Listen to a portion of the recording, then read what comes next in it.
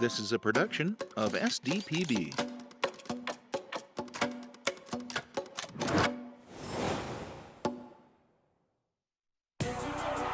Touchdown! This is for a state championship. Oh, direct kick, and it's good! There's going to be some highlights coming off of this. The short-range jumper. Edging out in lane 4, the top seed. This South Dakota High School State Championship event is conducted under the direction of the South Dakota High School Activities Association.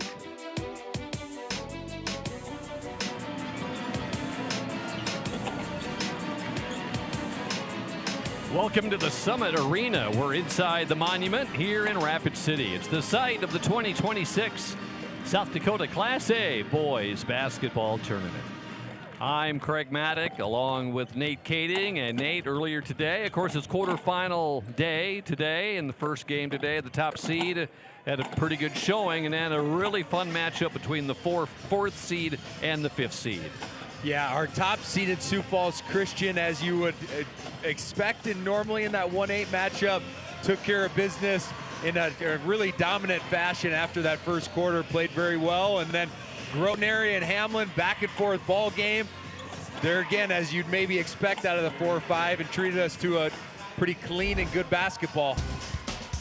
Here's what happened. The top ranked and defending champs with the win over St. Thomas More. And then Hamlin, they'll face Sioux Falls Christian again tomorrow in the semis. Hamlin and Sioux Falls Christian have met each other in the state finals the last 2 years and have split. Now tonight, West Central, they're undefeated. They'll take on Cheyenne Eagle Butte, and then later Clark Willow Lake and Stanley County. Cheyenne Eagle Butte. Cheyenne Eagle Butte comes in as the 7 seed.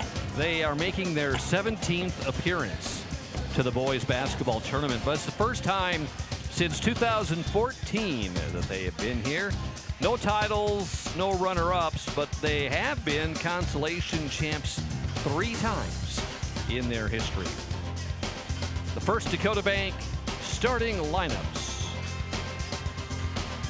And you're going to see listed here Damian Clown, leading scorer, 6-foot guard, averaging 13 a game. He's joined by another smaller guard, Levi Elk Nation, 13 in a game. Joining them, Theo Woods and Straighthead. As you can see, a smaller lineup. They're going to really have to try to match the physicality of this West Central group. And the Braves are led, you can see him right there, by Galen Eberhard. And they'll take on the undefeated, second-ranked, 2nd seed West Central Trojans. West Central is only making their 8th appearance at the State A Boys Basketball Tournament. Kind of seems that they've been here a lot more, but 8 times. It's their 2nd straight during the regular season. The playoffs that you see, and the First Dakota National Bank starting lineups.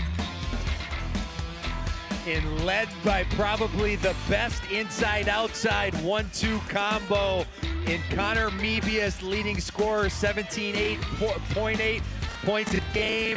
In the big fella inside, Will Cool, 16 points a game, rounding out the lineup with those two, Boche Knight, Hayden Heyer, and Colt Gary. And the Trojans are led by longtime head coach, but first-year coach at West Central, Mr. David Hollenbeck. Follow SDPB Sports on your mobile device. Check us out on Facebook, Twitter, and Instagram. Browse all of the action and award photos by searching SDPB on Flickr. Tell us where you're watching from. Read some of the great stories. Enjoy the videos which feature the teams, the kids, and the coaches of South Dakota. It's our 3rd quarterfinal game of the day. Let's meet the players and the team. Here's Scotty Jensen. Good evening, Summit Arena fans at the Monument in Rapid City and everyone watching all over the world on SDPB. It's time for the quarterfinal session of the 2026 South Dakota State A Boys Basketball Championships. The South Dakota High School Activities Association, along with its corporate partners, Sanford Health, Dakota Bank, Farmers Union Insurance, Billion Automotive, and the South Dakota Army National Guard are proud to welcome you to this opening session of the State A Boys High School Basketball Tournament. Playing tonight, the number 7 seed, Cheyenne Eagle Butte Braves, versus the number 2 seed, West Central Trojans.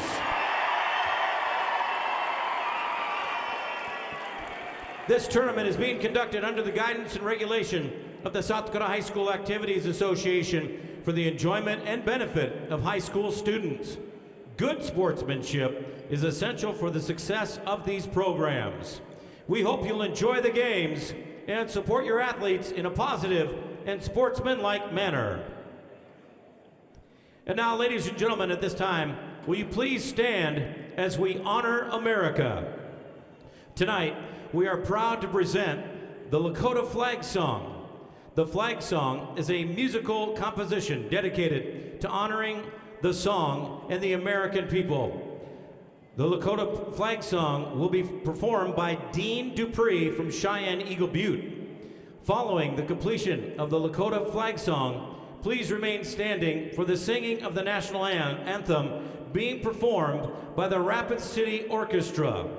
We would remind all in attendance that the proper respect is to face the flag, remove your hat, and stand at attention with your right hand over your heart.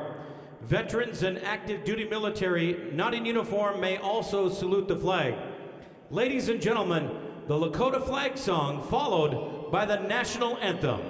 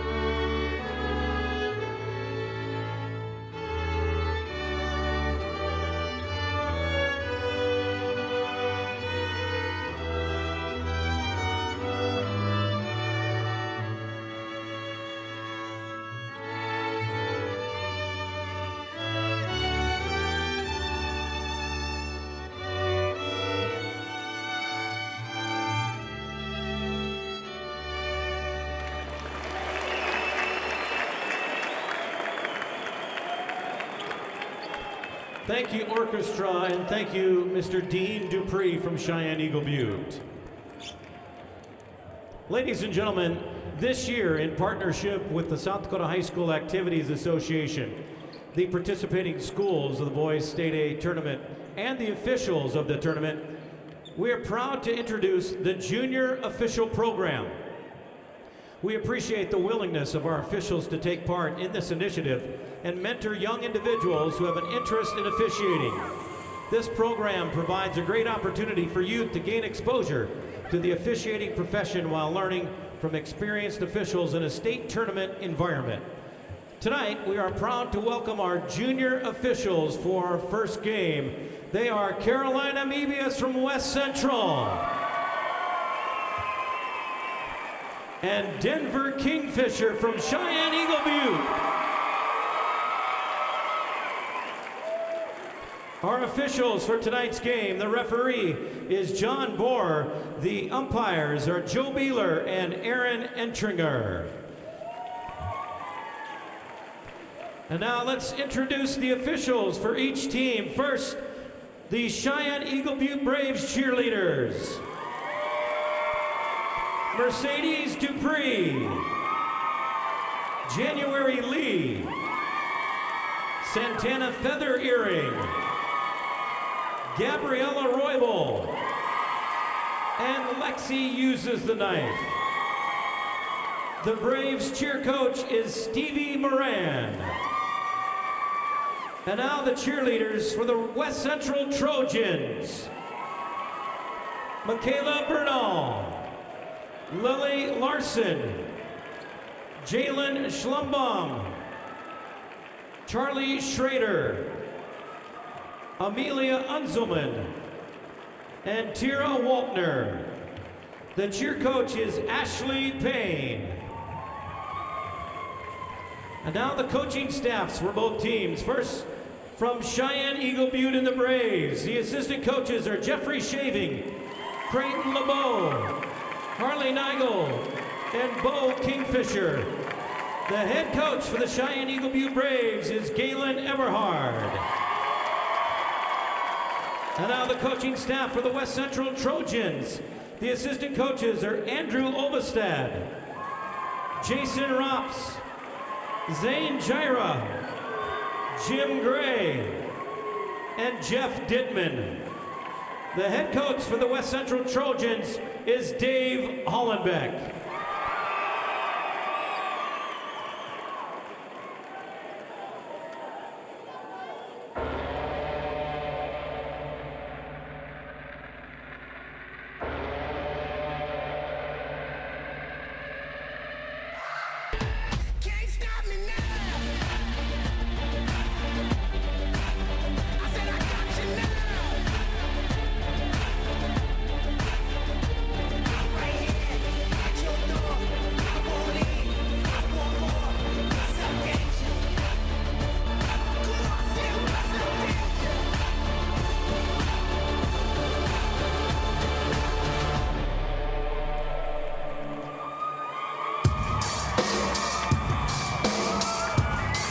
Ladies and gentlemen, introducing the Channel Seed alternating starting lineups. First for the Braves, starting at guard is 6' senior #1, Damian Clown. For the Trojans, at guard, a 5'10" junior, #0, Connor Mebius. For the Braves, at guard, a 5'10" senior, #3, Levi Elfnation. For the Trojans, at guard, a 5'6" junior, #1, Lochie Knight. For the Braves, at forward, a 6' senior, #11, Nehemiah Vio. For the Trojans, at guard, a 6'1" junior, #3, Hayden Heyer. For the Braves, at guard, a 5'11" senior, #12, Nicholas Woods II. For the Trojans, at center, a 6'5" senior, #5, Colty Gary. And for the Braves, at forward, a 6'1" senior, #45, Destin Streethead. And for the Trojans, At forward, a 6'10" senior, number 23, Will Cool. Time for Nate's notes. Nate, what's going to be important tonight? First, for Cheyenne Eagle Butte. They need to value the basketball at a high level. They need to get quality possessions offensively, then defensively to try to match this size and physicality at West Central. On the other side, West Central unbeaten. They got to stay true to what got them here, and they're at their best when they're playing inside out, establishing Colt Gary and Will Cool inside. First time Cheyenne Eagle Butte has been here in 12 years. West Central trying to get to the state championship game for the first time in 25 years. Joe Borer, our referee there with the tip.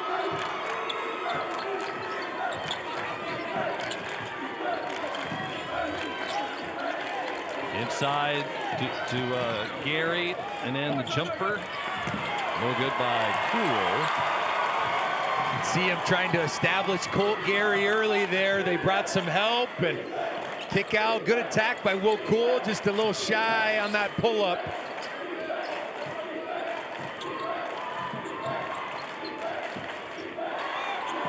This Cheyenne Eagle Butte team, all right there, nice dish.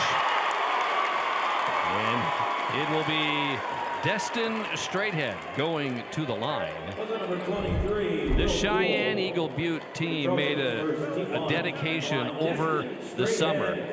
They traveled from Cheyenne Eagle Butte to Sioux Falls once a week, a 12-hour drive once a week to be involved with the Summer Basketball League at the Pentagon. 6 hours one way, play a couple of games, 6 hours back home. That's what you call dedication right there, Craig. And those who've been around programs, been a part of teams, know that it takes a lot to get to this stage.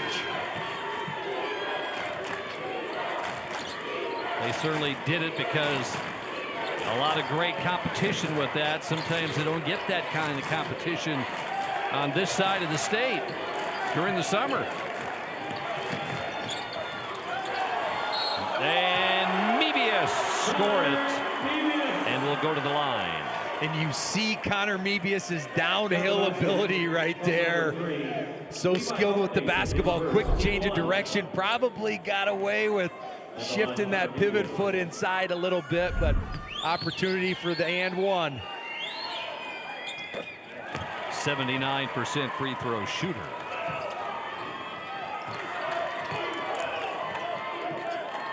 Look for Clown, number 1.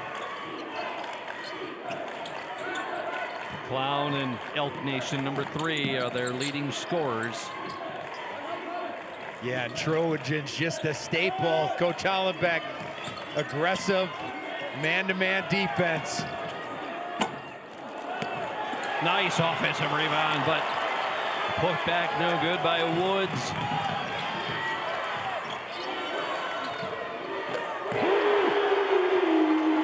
Mebius is number 2 on the team in three-point shots. As he snatches that ball in transition, shoots 37% from 3. And Connor Mebius getting him off to a 6-0 start.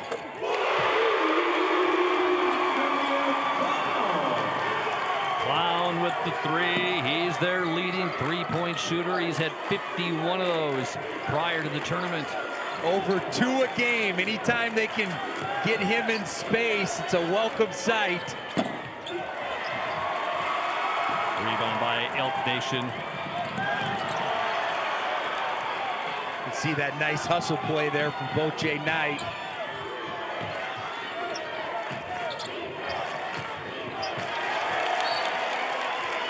We'll stay with West Central.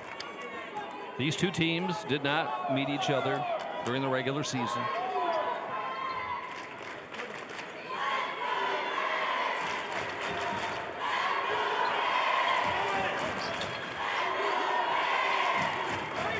You can see some of the height differentials on a few of these matchups, and that's why. Speed by Mebius to the basket. Yeah, right now they're doing okay defending inside, keeping the ball out of there, but it's been the Connor Mebius show here.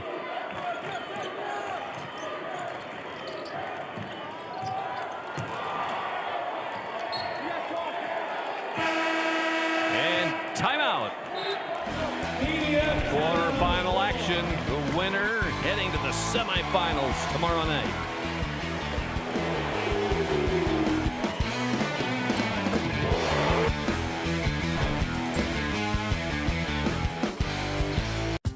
You kept us fed through tough times. And despite rising business costs, you keep doing what you love because you know you're making a difference. No matter the challenges, we're here to help you navigate the highs and lows to grow your business, to improve your land, or to buy new equipment. We all rely on you, and we're just happy to return the favor. Go with Allies. Go with trust. Go with Dakota Bank.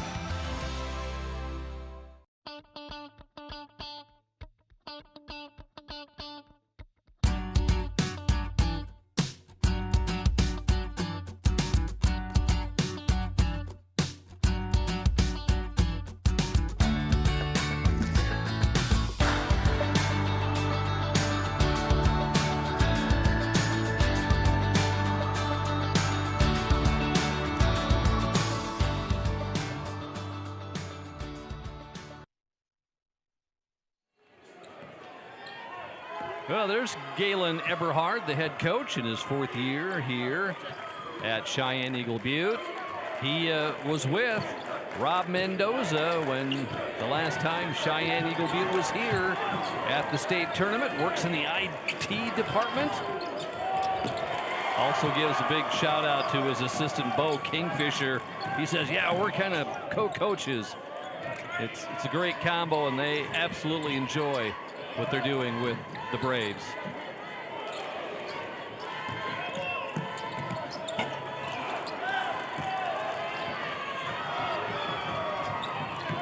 The cross. Mebius fouled. They're going to give Levi Elk Nation the foul. That would be his first. Tanner Wagner in for West Central.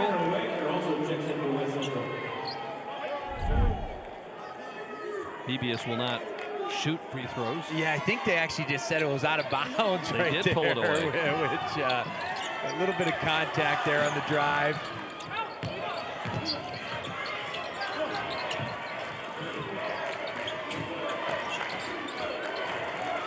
The kick to Kono, then Bubba hits the three. You can see that help right there that VL provided on the post touch. Smart kick out. Knocks down the feet set open three.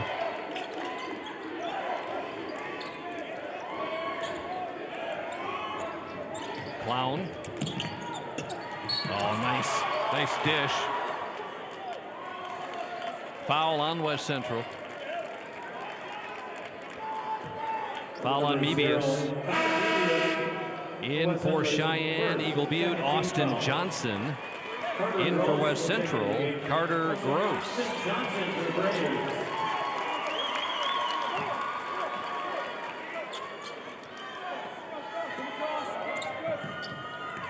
Oh, nice feed inside. Oh, point blank misses by Woods. And that was nice execution right there on that slip. Woods just off the mark. And you can see the Trojans are always going to have normally somebody on that block area unless they're running action.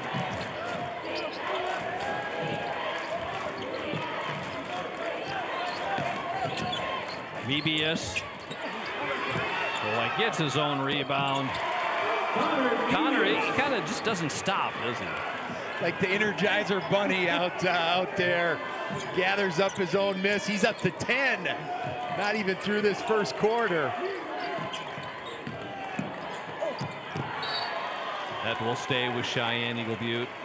What are you seeing in some of the matchups? Certainly the size factor is going to play a part in this game. Yeah, you can just see the size and the length of West Central, and they're really trying to establish it on the offensive end. And then it's just Connor Mebius just making plays. There's not as many that are skilled, and they need that one. Yep, they freed Clown now twice off stagger screens. He's knocked both of them down. And they're going to need some of those shots from deep.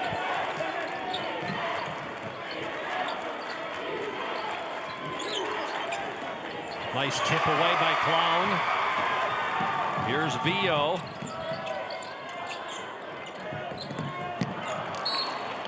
It'll go to West Central. And those are those empty possessions. We talked about it to start off the game. Value in every possession for this Braves team. Getting shots up every single time that they have the basketball is going to be huge. This West Central team, they're good for a reason. Unbeaten on the year, took on all comers. It's going to take the Braves' best effort here tonight.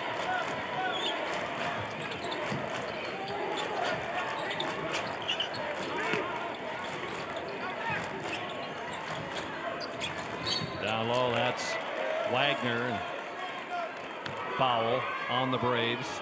You can see they're digging down immediately when those guys touch. Tanner Wagner catches inside, immediately strong side dig. Try to get that basketball out of there. And it was kicked.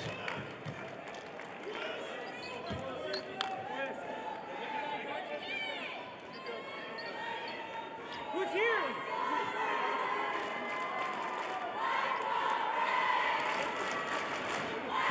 Johnson's ready with the shoes.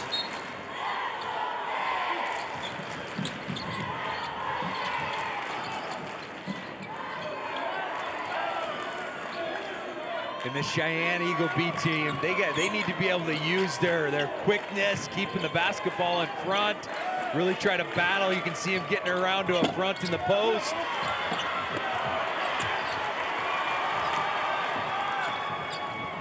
Braves trying to do everything they can to prevent anybody from going inside.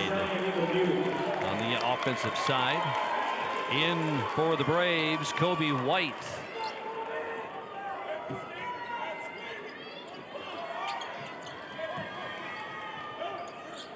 The Braves averaging 69 points a game, giving up 46 points a game.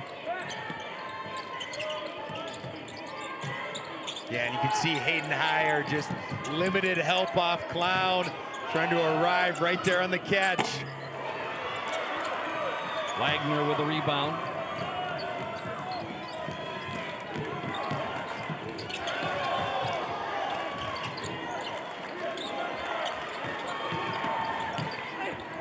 Mebius. Just all over the place, isn't he? 5 of 8 here to start off early. 12 points.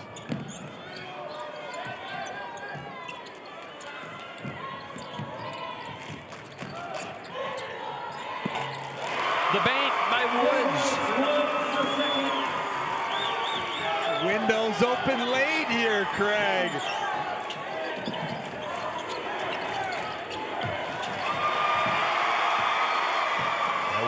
Tipped by Johnson. Yeah, and that was well defended as he's got to look. Mebius on the block out. And they'll wait for last shot.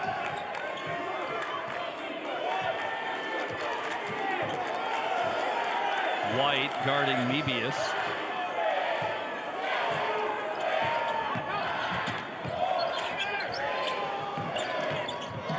Off to Heyer. Oh, and Hayden Heyer hits the 3 at the buzzer. The undefeated number 2 seed West Central in front early.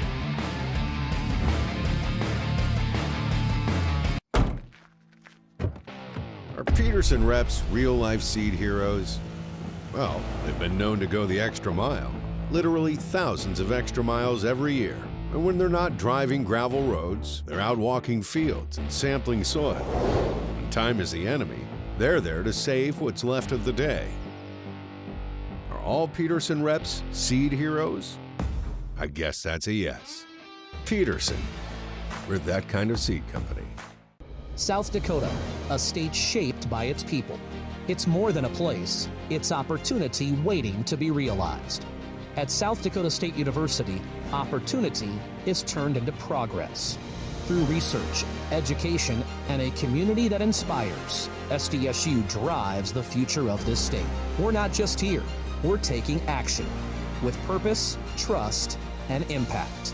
This is SD State.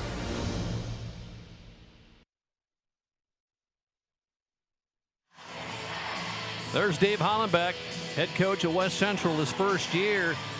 Dave said he wanted to come to West Central and create a culture that he had at St. Thomas More. He wanted to see if his coaching would work at the public schools. He says he was in a situation at St. Thomas More. He's 56 years old. Had he stayed, he probably never would have left. But he says at his age right now, if I'm gonna go to do it, I'm gonna go do it now. And that's what he did when he decided to join West Central. 4 championships at St. Thomas More. Yeah, one of the best to do it here in this state, and certainly as the current and active coaches.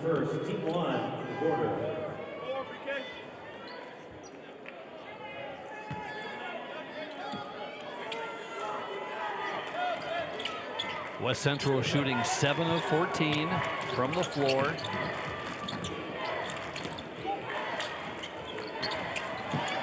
The kick to Knight.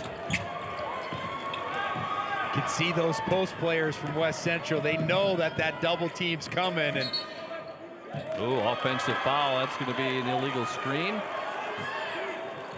Offensive foul on Johnson, and that's his second. And that's going to be the Braves' 4th turnover here. Especially as of late, they just, that second part of the first quarter, just so important for their efficiency levels, that they're getting looks at the rim. Nice drive by Will Cool, his first basket. You can see that athleticism, and Cool's a big that is just as comfortable playing facing the rim as he is with his back to the rim. He's 6'10".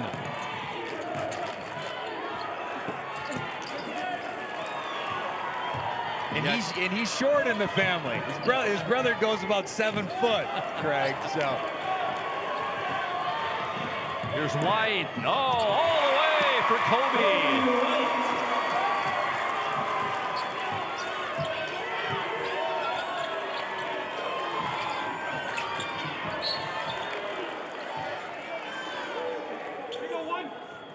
Number 5, Kobe White. Kobe White picks up the foul. That's his first. And here's Hayden Heyer for West Central. 6'1" junior. He scores 10 per game.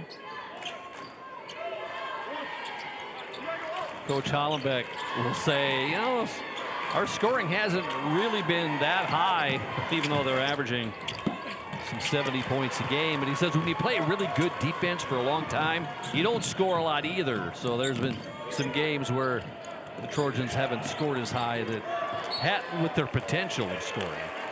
And I think that's really what has driven them to this unbeaten season so far, is just the grit and tenacity that they show on the defensive end. You can watch them. It's normally 5 guys in stances, 5 guys communicating with each other, covering up for each other, as you see right there, or as you saw right there. Will Cool getting beat off the bounce, and Boche Knight is right there. That's what it takes to be a great defense. You got to have a connected unit. 5 guys working as one. Tanner Wagner is in for West Central, and now for Cheyenne Eagle Butte, Nehemiah Vio. Nehemiah averaging 10 a game. The Braves with 3 starters in double figures. Clown is their #1 outside shooter. Back to Vio. Woods with the rebound.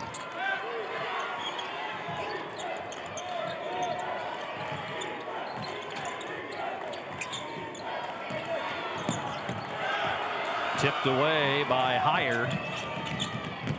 And Heyer finishes. It's a nice transition 3-on-2 opportunity and well executed. West Central ball. The Braves bring in Destin Straightead. And Hayden Heyer is that third wheel for the Trojans. We talked about that 1-2 punch of Mebius and Cool, but Hayden Heyer averaging in double figures as well. Has had some big games. When Connor Mebius missed a small stretch of games, he really even took his play and elevated it to another level. Carter Gross in for the Trojans. Heyer, that's his second, Trey. Right on cue right there from Hayden Heyer.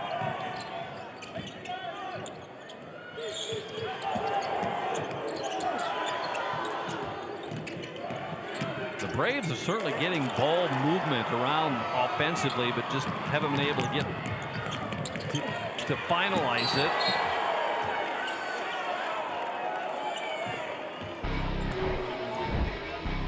Timeout on the court.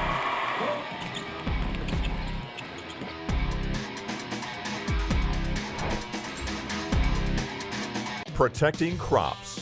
Agronomy Plus in Mitchell, Rock Creek in Howard, and Valley Station in Armour provide agronomy services, fertilizer products, and crop analysis systems, including Agronomy 365. This system helps manage your field's performance, supporting small-town communities while hiring and training local youth. Agronomy Plus in Mitchell, Rock Creek in Howard, and Valley Station in Armour, serving area producers and their communities. Is it the competition that keeps bringing you back? The long-standing rivalries? Or is it seeing friends again and cheering on your favorite team? At First Dakota, we're here for all of it. We appreciate the fans, the players, the coaches and officials, the concessions crew. The shared community experience is part of what makes life here great. And we're here for all of it. See you at the game.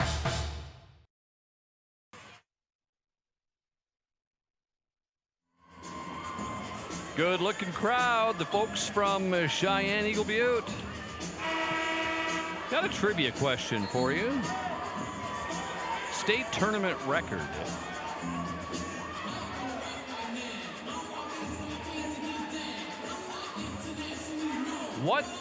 Who holds the tournament record for most points scored in a first round game? First round of the state tournament. Who holds the tournament record in Class A for most points scored? We'll have the answer in just a moment. I'm guessing it's someone that's involved with one of these two programs, Craig. Is that a fair hint to go with, or am I off base? You say warm or cold? Warm or cold? At the free throw line is that was Gross with a couple of free throws. You'll have to wait for the answer. You can see Boche Knights had great activity in those gaps. Had his hands on a couple different basketballs.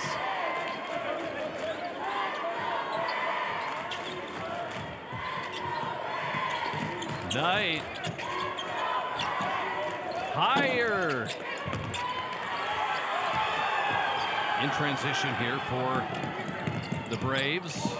And it's going to be an offensive foul on Kobe White. Kobe White will pick up the second foul. 15 foul substitutions. Connor Mebius and Will Cool.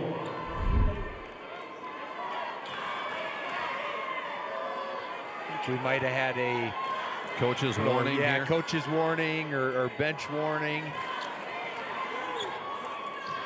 Yeah, and those block charges, 50-50s, and I've oftentimes said everyone knows it's the hardest call to make. They're just bang, bang, split second decisions. And that one could have certainly went either way. Wagner to Cool. Oh, and that one gets tossed up over the backboard.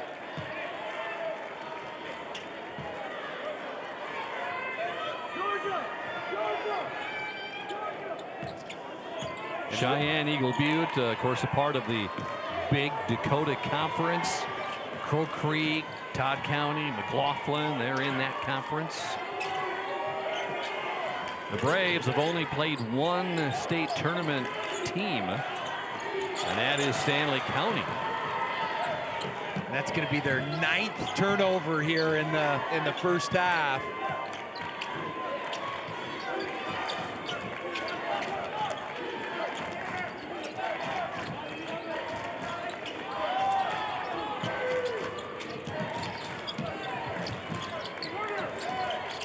You can see him doing a pretty good job of scrapping defensively. Really been the issue is staying in front of Connor Mebius. As you can see right there. And the foul will be on Tanner Wagner of West Central.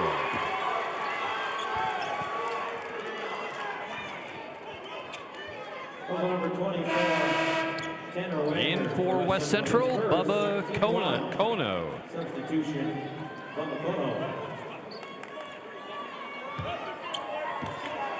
In the Braves right now, only shooting 25% from the floor, 2 of 8 from 3.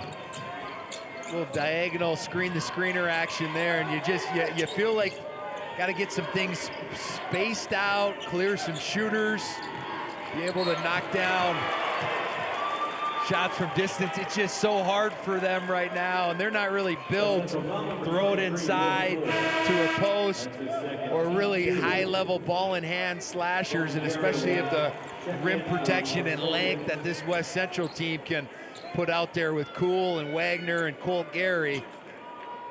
Cool with the foul. He comes out. Colt Gary in for the Trojans.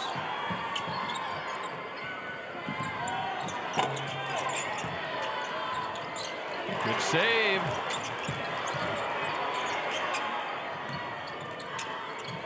Oh, here's Mebius.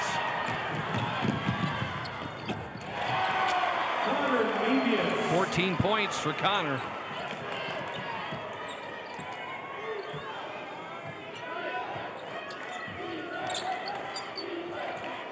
See them aggressively showing on that ball screen and a quick recover back.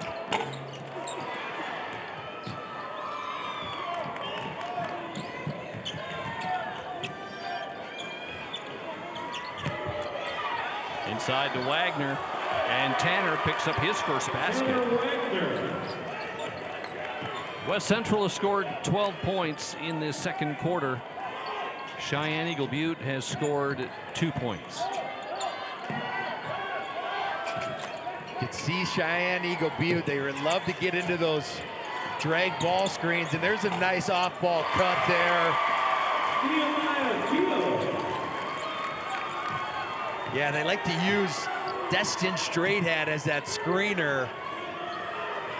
That was Vio with the basket. Colt Gary with his first basket.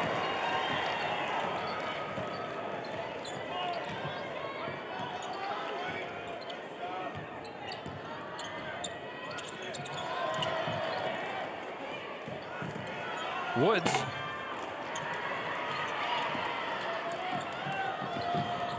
Kono. Oh, threw it right to Elk Nation.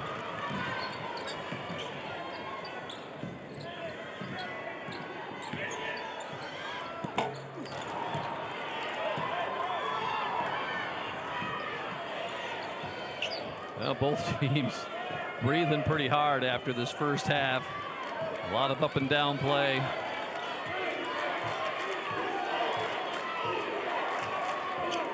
Mebius, 5'10" junior, 14 points in this half, averages 17. 10 to shoot on the shot clock.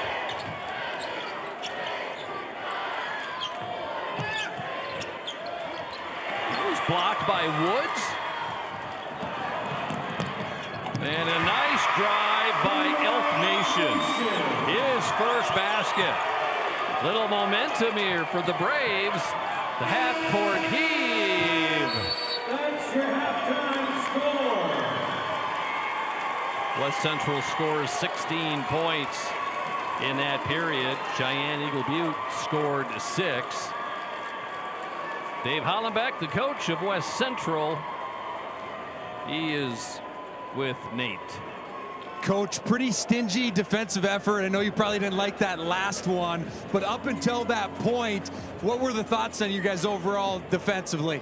Well, we're a little bit sloppy. We're gambling and allowing them to get some runs to the rim a little bit, back doors in that offense. They run that flex really good. You know, they're getting some slips on us. You know, we just got to do a better job of settling down, settling in, keep them in front of us, you know, so we can get the rebound. We gave up a couple rebounds, too. So I'm not real happy with our effort with a couple of our guys, but you know, we got a long way to go. This is long ways from over. These guys, they'll keep coming at us. They shoot the ball really well, so it's a dangerous team. Appreciate the time. Best of luck the second. Thank you. Dave Hollenbeck, the head coach of the West Central Trojans, as the number 2 seed and undefeated Trojans have the lead at break.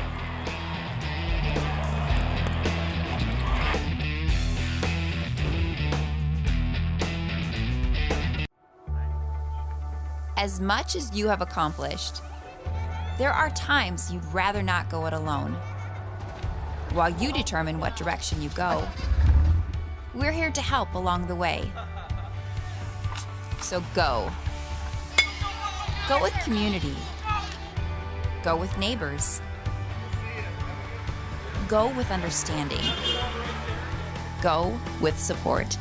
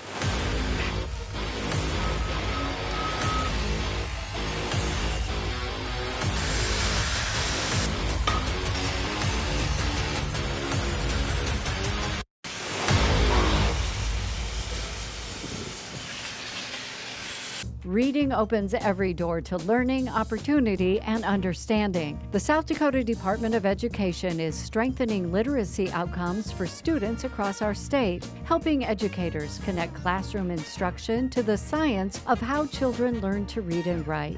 Through professional support and shared resources, schools are building strong foundation in literacy for every learner.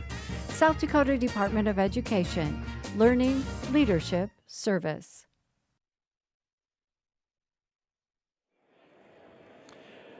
Back in Rapid City, halftime of our quarterfinal game with West Central on top of Cheyenne Eagle Butte. Let's join Scott Jensen. Ladies and gentlemen, may I have your attention, please? Tonight, the South Dakota Sports Officials Advisory Council is proud to present its 25-year officiating award. This award is presented to recognize officials who have dedicated 25 years to the officiating profession. Without them, the games could not be played. The South Dakota High School Activities Association and its member schools say thank you to all the sports officials across the state of South Dakota, especially those who have been so dedicated for the past 25 years. Presenting the award tonight is the Assistant Executive Director from the South Dakota High School Activities Association, Mr. Randy Soma. Tonight, your 25-year official is Jeffrey Turninghardt of Bear Creek, South Dakota. Jeffrey Turninghardt, a member of the Cheyenne River Sioux Tribe, is a celebrated South Dakota distance runner and 2023 South Dakota Sports Hall of Fame inductee. He won 4 state championships, a national cross-country title, and recorded over 350 career victories. Known for his discipline, faith, and integrity, Turning Heart serves as a role model for young athletes, inspiring others through both his athletic excellence and his commitment to character and community. Ladies and gentlemen, congratulations, Jeffrey Turning Heart.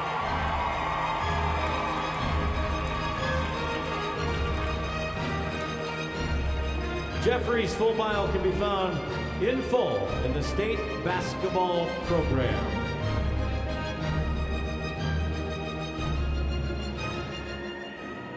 Hey, nice job, Jeffrey. Nice job. The South Dakota High School Activities Association is a huge part of the sports and activities landscape in South Dakota. Earlier this week, we had a chance to sit down with the executive director, Dan Swartos, to learn more about the organization's mission and commitment to our kids in South Dakota. Well, our overall mission is to provide the framework for education-based athletics and fine arts activities for high school students across the state. So we've got about 177 member schools. Those are public schools, private schools, and federal schools. It encompasses about 50,000 kids. About 32,000 of those kids participate in some form or fashion in one of our activities. Yeah, I think it's just over 30 different activities that we do between the sports and fine arts activities. And in a lot of ways, some of those fine arts activities are just as, or if not more impactful to those kids. You know, I was at state debate a couple weeks ago, and those kids are just as excited as the kids who are winning a state basketball championship. Or we had our second ever esports state tournament this year, and I had a parent come up to me and just say, "Thank you for sponsoring this. You know, my kid has never had a connection to the school or a connection to other kids outside of this, and now this has given him an avenue where he feels a part of the school. It's teaching kids how to win and lose. It's teaching kids leadership skills, character skills, integrity, working with other people, being a good teammate. There's a lot of life skills that go beyond winning and losing and the actual participation part of it. I have to remind myself all the time, I get to come to work and work for 50,000 kids every day and do things that are going to make their day better if we do it right and then we do it well. Highlights and stats and the start of the third quarter when we come back to Rapid City. Bioethanol supplies more than just energy. It creates jobs in rural communities. It drives demand for local corn. It provides opportunities for family farms to thrive. To ensure agriculture plays a leading role in the efforts to decarbonize and transition energy, bioethanol remains at the forefront of a pursuit for a cleaner, brighter future for all Americans. Learn how at sdethanol.com. Creating a legacy means different things to everyone. For us, it's about family, watching my daughter follow in my footsteps, passing the farm under her, and working side by side every day. It's about building something that lasts. AgTegra Cooperative has been by our side through it all, supporting us from one generation to the next. AgTegra Cooperative, legacy rich, future focused for generations to come. Powering the possibilities of tomorrow starts today. For our homes, our farms, our businesses.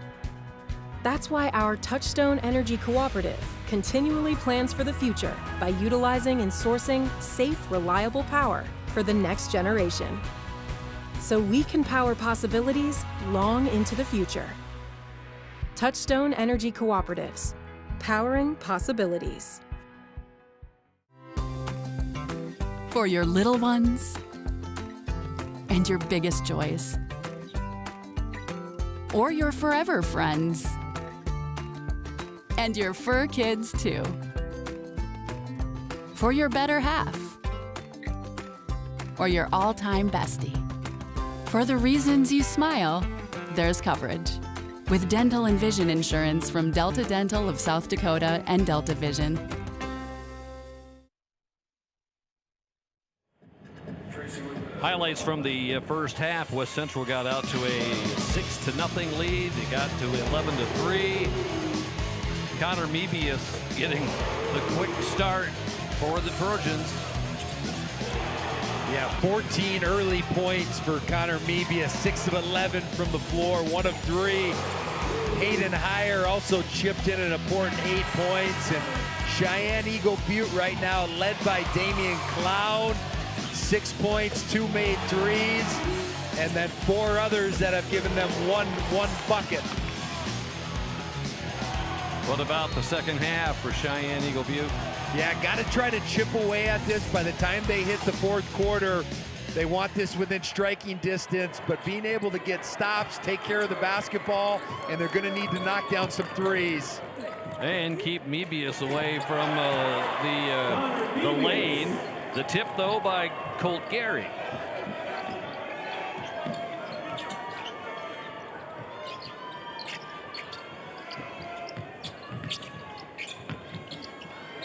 And that is going to be Clown going to the line.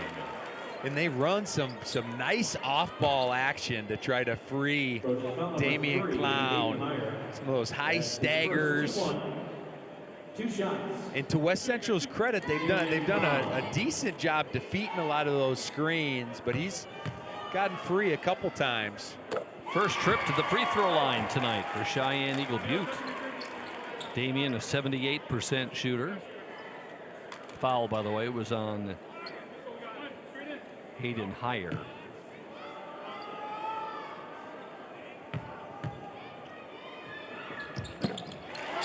Eight points for Clown.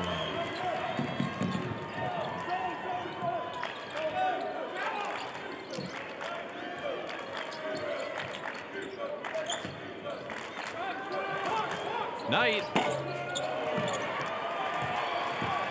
It's a good flare screen right there by Colt Gary to free him up. Just a little strong.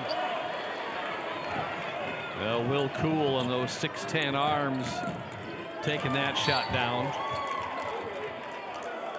Nicholas Woods tried taking it right at him, giving up almost a foot, about 11 inches. Oh.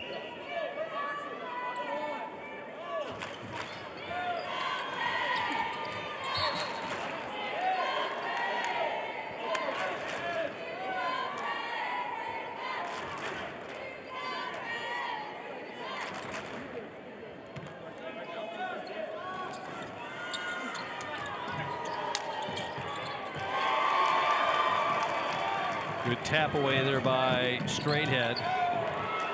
The steal by Gary. Up to Knight. And Bochy with his first basket. You can see the quickness there. And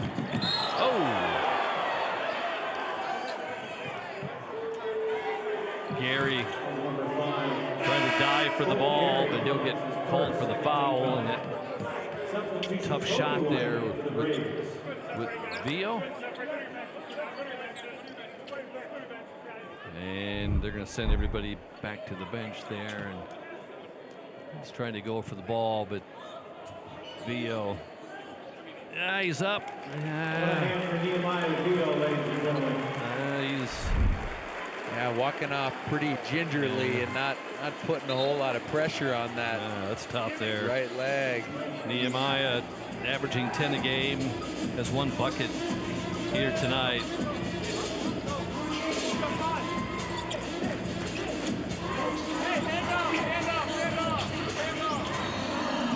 Kobe White will inbound for the Braves.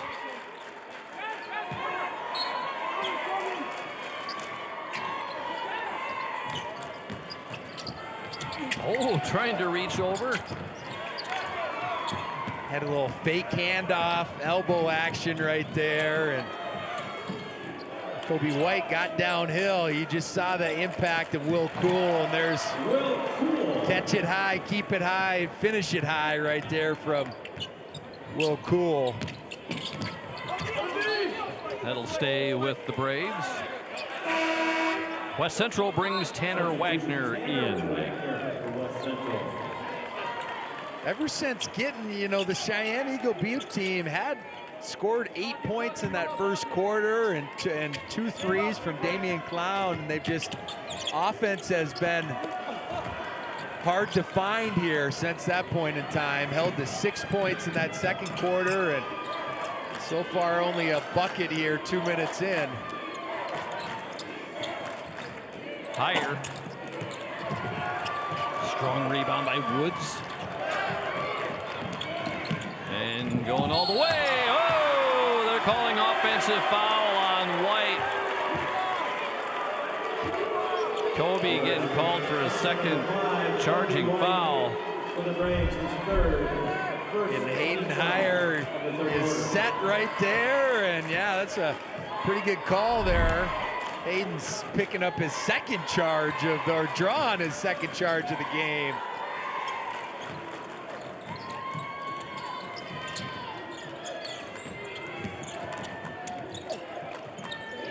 Knight, the lefty, hits his first tray. He's got 5 points. Yeah, Knight only shoots it at a 24% clip from 3 on the season. He looked real confident in that last possession. Inside to Wagner, and Tanner picks up his second basket.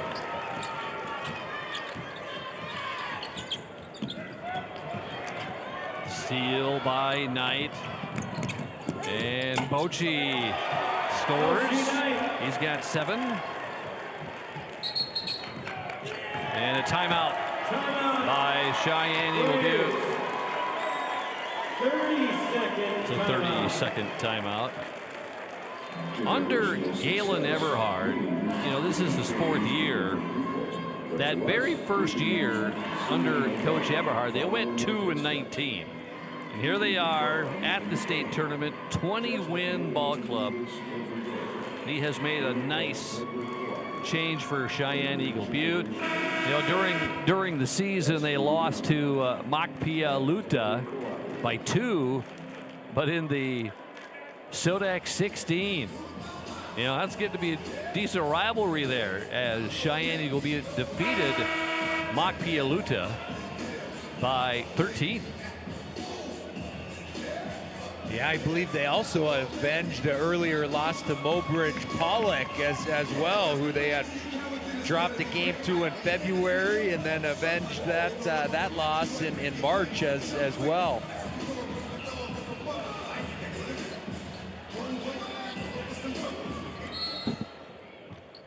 And their only other loss was to a team that we'll see in our final quarterfinal here tonight, Stanley County. Lost that one by 15. That was back in early February.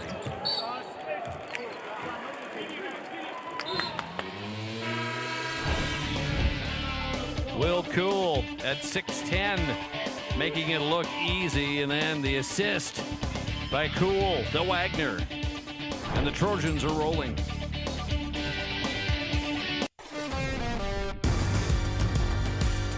You're committed to building relationships, to exceeding expectations, to serving your community. Your financial partner should share your vision and your values. For 130 years, we've stood by South Dakotans. We've been there, we'll be there. Convenient, connected, committed. Bank West, member FDIC. South Dakota, a state shaped by its people. It's more than a place, it's opportunity waiting to be realized. At South Dakota State University, opportunity is turned into progress. Through research, education, and a community that inspires, SDSU drives the future of this state. We're not just here, we're taking action with purpose, trust, and impact. This is SD State.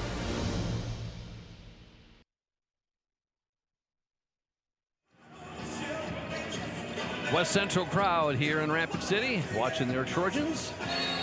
Earlier in the game, we had a trivia question for you.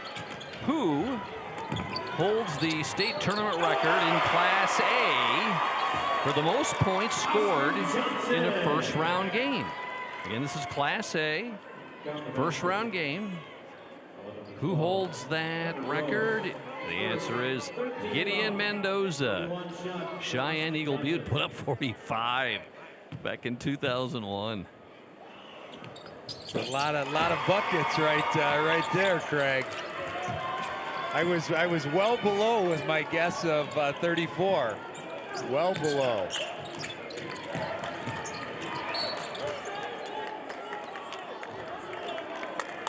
Foul on the Braves. Yeah, and the Braves came out of that timeout and good execution and got Austin Johnson a easy bucket. His first bucket. Cool back in, Mebius back in.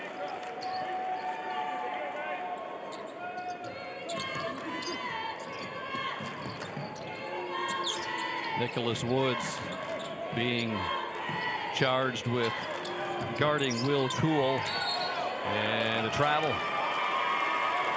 Yeah, Cool tried to go to the quick spin right there and drop it off, and took an extra step on the interior.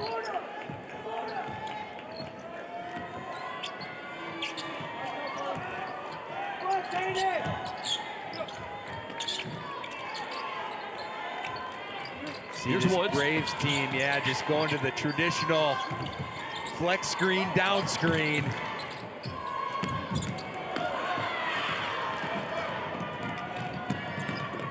And Mebius. Will Cool finishes. 6'10", those long arms. Yeah, and right now the Trojans 28 points in the paint that they've gotten, both from the throwing it inside to the post and then getting downhill like you'd see right there. Mebius will go to the line. Braves foul number 10, Jaden taken alive, his first, team 3. Jaden taken alive in the game, a 5'10" senior for the Braves. His first. Mebius 1 for 1 from the line in this game. And you talk about the skill level of athletes and players nowadays, and it's higher. They spend a whole lot of time working at it with different people in their own gyms and trainers. But I tell you what, the skill level of Connor Mebius, that basketball is like an extension of his body, and he can just get wherever he wants on the court. A nice move by White. Got the open shot.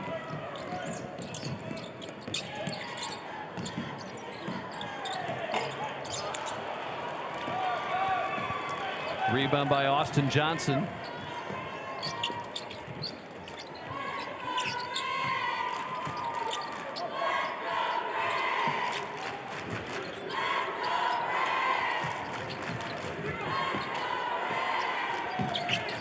See good side-to-side ball movement, but creating advantages. Oh, that's a big, yeah.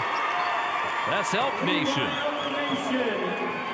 His first tray. And he had hit 21 of them coming into tonight's game. Travel. Pochi Knight back in for the Trojans. And as I was saying, the Cheyenne Eagle Butte team, they move the ball side to side pretty well. It's just been able to create advantages where there's not a Trojan defender right there in front of them on the catch has been the bigger issue.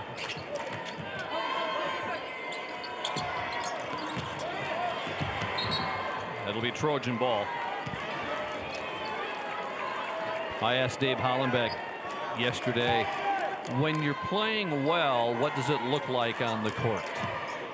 And he goes, we're moving the ball, we're defending, and we're rebounding. Normally 3 good recipes for success. Mebius, that is his second 3 of the game. 19 for Mebius.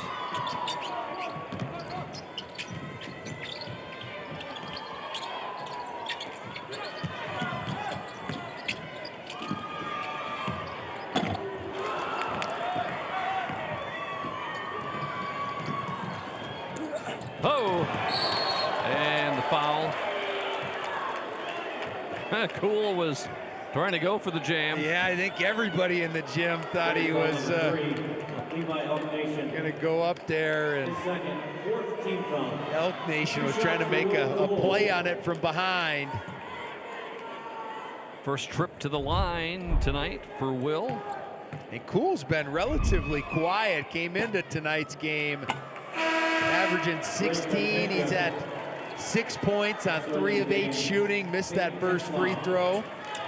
Does have 7 rebounds, leads the team with that statistic. Destin Straightead in for the Braves.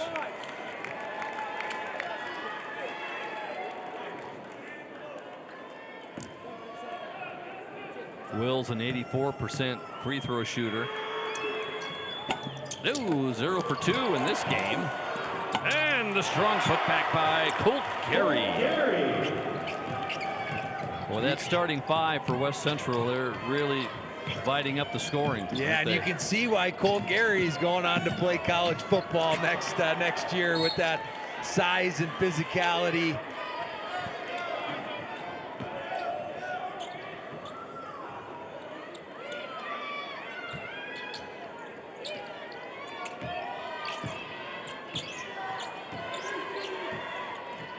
Cool, he's committed to Northern.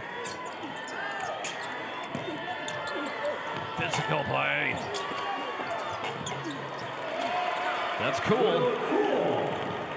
Size factor just too much for Cheyenne Eagle Butte.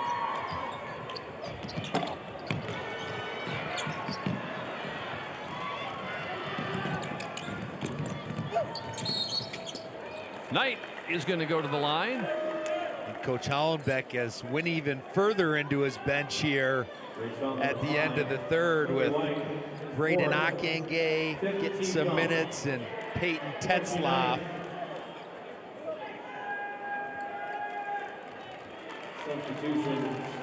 Nicholas Woods coming in.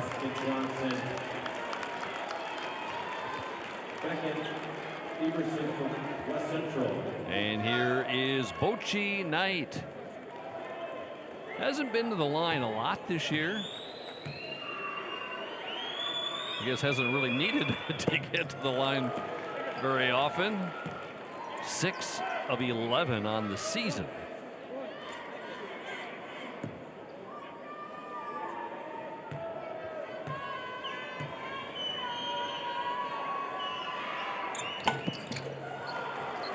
Nine points for the junior.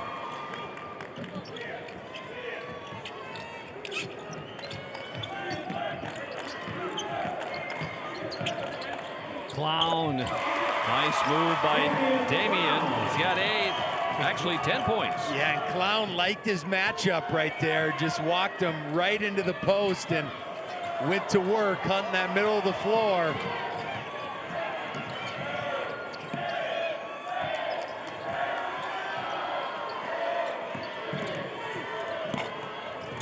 And that's going to be the end of the third quarter. West Central trying to get to the state championship game for the first time in 25 years.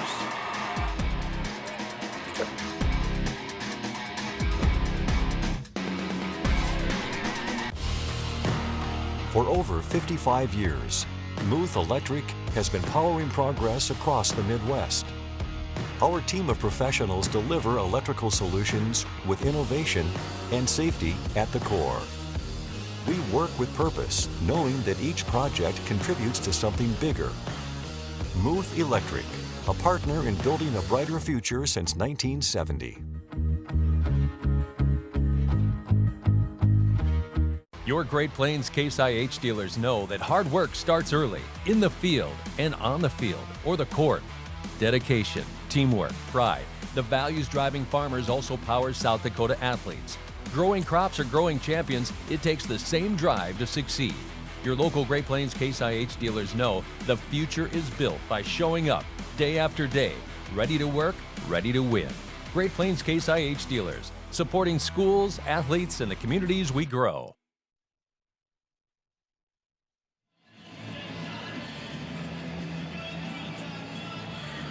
fourth quarter. West Central and Cheyenne Eagle Butte. One more quarterfinal game after this one, as we'll see Clark Willow Lake and Stanley County. Stanley County hasn't been to this tournament in a long time. Back to 1997. There's a 2 for Levi Elk Nation.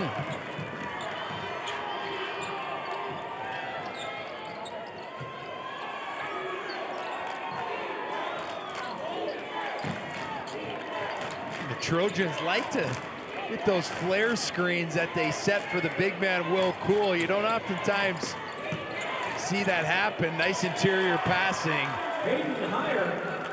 Higher with 10.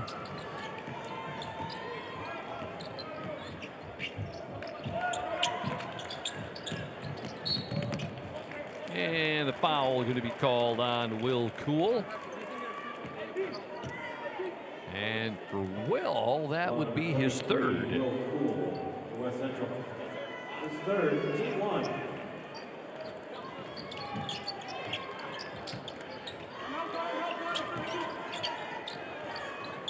I mean, the Braves, I think, do a pretty good job of passing the ball around, trying to get things open, and the big guy, Destin Straighthead for 3. Straightead said, hey, are you going to play off me? I'm going to take this one.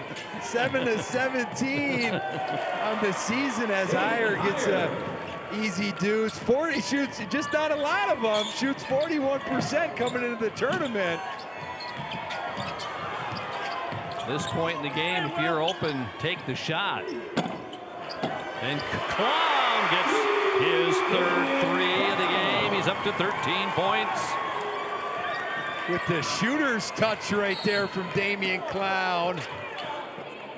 And Austin Johnson will pick up the foul. It would be his third. In for Cheyenne Eagle Butte. Let's see, Kobe White back in. Yep, Kobe's back in.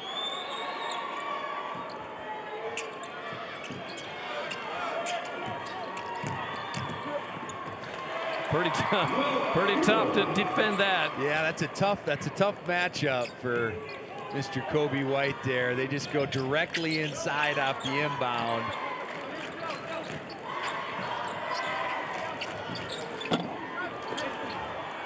On the run up, Tyre.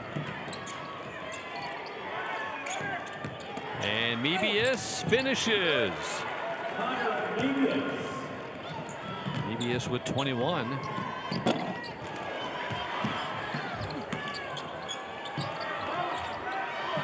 Now both sides just going up and down, getting open shots, taking the shot. Yeah, I think Coach Hollenbeck wanted them to settle down here a little bit and probably run some time and get a controlled possession. And the foul by Kobe White, and that's it for Kobe. That's going to be his 5th. Well, number 5, Kobe White, that's his 5th personal. So Kobe will lead the game with a bucket. He's had that job of going up against Will Cool. Yeah, giving up almost a foot on the interior, and tough matchup. And Cool loves that when he catches on that right block. Loves that quick spin action. Will is 0 for 3 from the line, an 84% shooter. He didn't learn that from his summer coach this past summer that you're sitting next to, Craig.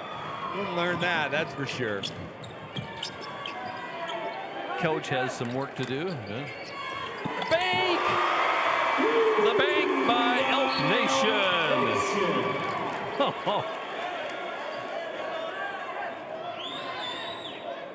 And the foul is going to go on Will Cool, his 4th, and he's going to come out. And the Braves are finally getting some shots to fall from deep. Just been challenging because they haven't been able to give him any stops on the other side. West Central 14 of 22 in this half. Nearly 64%, 52% from the floor in the game. Already essentially at their season average. Update, that last foul was on 23. That's for Cheyenne Eagle Butte, Austin Johnson. Tanner Wagner with the bucket.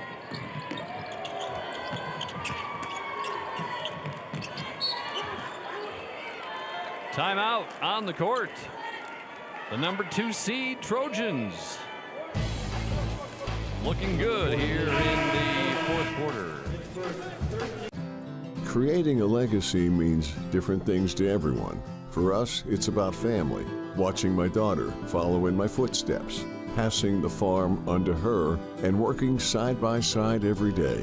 It's about building something that lasts. Agtegra Cooperative has been by our side through it all, supporting us from one generation to the next. Agtegra Cooperative, legacy rich, future focused for generations to come.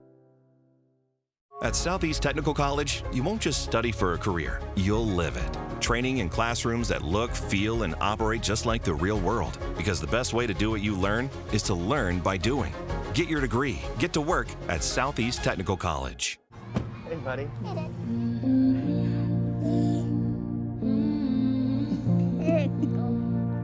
job.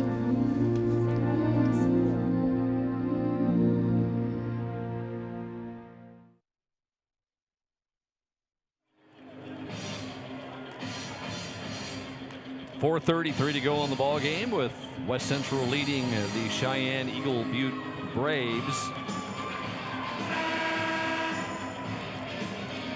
There's a good-looking shot there of Destin Straighthead. He had a three-point shot here. Went in not too long ago. Yeah, and you love to see these seniors, which Cheyenne Eagle Butte has a fair amount of them. Their core make it to this point and have this opportunity, a moment in time that they'll never forget, I'm sure.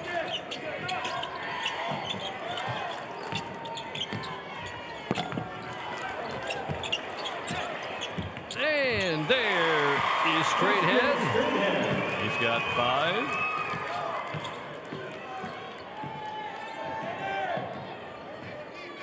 It was a year ago, this West Central team, they lost to Lennox in the opening round. Beat Groton in the consolation semis, and then got the consolation championship a year ago, beating Hill City.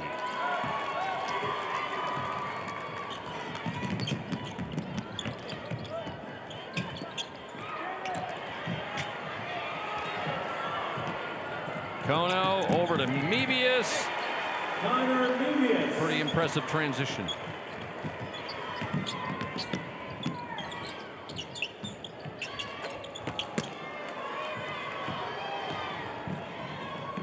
And that will go back to Cheyenne Eagle Butte. In for West Central, Peyton Tetzloff coming in. Braden Ockingay is in. And for Cheyenne Eagle Butte, coming in is Jaden Taken Alive and Marty Marshall. Still got to give Cheyenne Eagle Butte so much credit in the commitment they made last summer.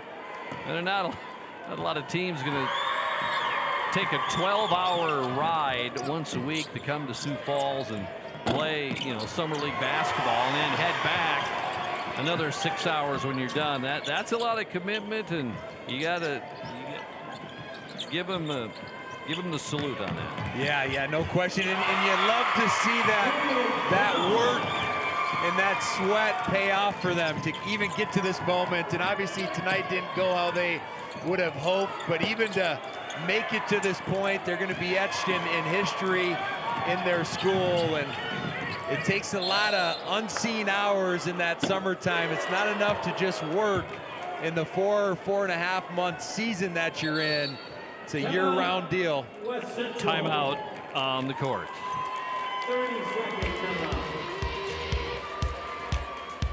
Lake Area Technical College provides hands-on learning and practical experience in real-world environments. Prepare for a career right out of school from the moment you step on campus for an education that can really be put to work. Lake Area Tech is the start of something new. Are Peterson reps real-life seed heroes? Well, they've been known to go the extra mile, literally thousands of extra miles every year. And when they're not driving gravel roads, they're out walking fields and sampling soil. When time is the enemy, they're there to save what's left of the day. Are all Peterson reps seed heroes? I guess that's a yes. Peterson, we're that kind of seed company.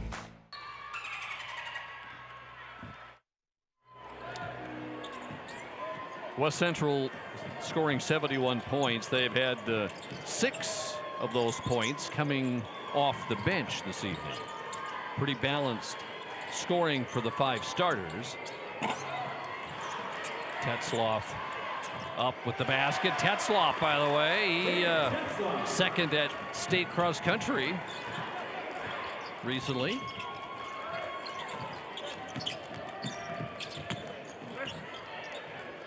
That's picked up by Beckett Everson.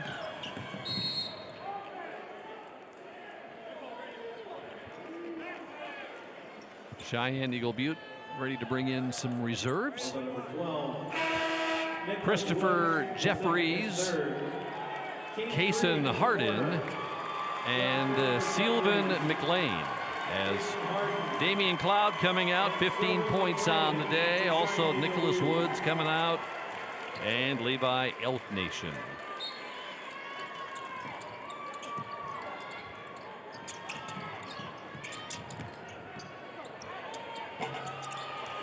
The basket by Tetzloff. Yeah, and right there, that's West Central's 50th point in the paint that they've scored tonight. They've just controlled that area, hit 6 threes to go along with it, but it's been their work around the rim. There's a good shot right after the basket. Marty Marshall, how about that, Marty? Good job. These guys on the bench come in, shoot away, shoot.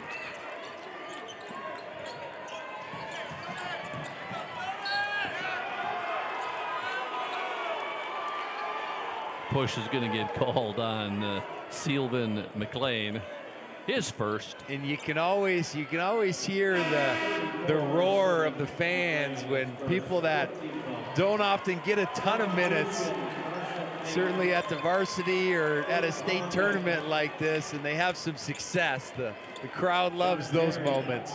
In for West Central, Carson Ike, Zach Nielsen.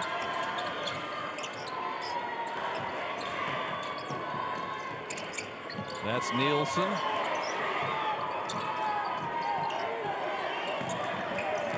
Caden Hollenbeck also in the game. As the shot clock goes up. Braden Ockingay. And I think we got all the names there for everybody in.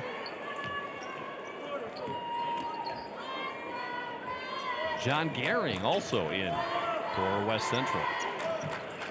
Now we have everybody.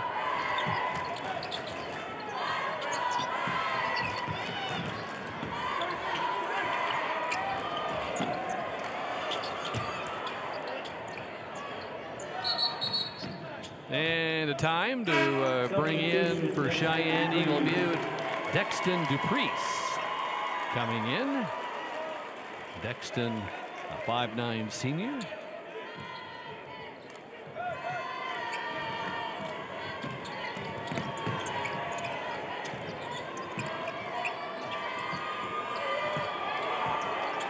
Down low to Hollenbeck. The kick to Ike.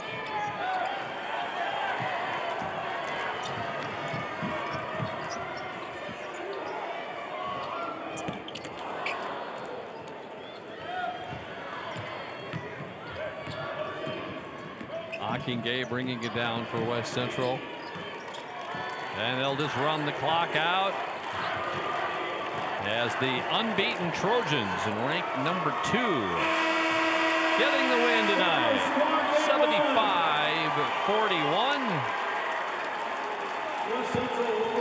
For West Central, led by Mebius with 23. Knight had 9, Higher with 12. Will Cool had 11 to lead the way. For Cheyenne Eagle Butte, Damian Cloud had 15. Levi Elk Nation with 10. And nobody else in double figures. West Central will move on to the semifinals tomorrow night. Cheyenne Eagle Butte, we'll see them tomorrow afternoon in the consolation semifinal.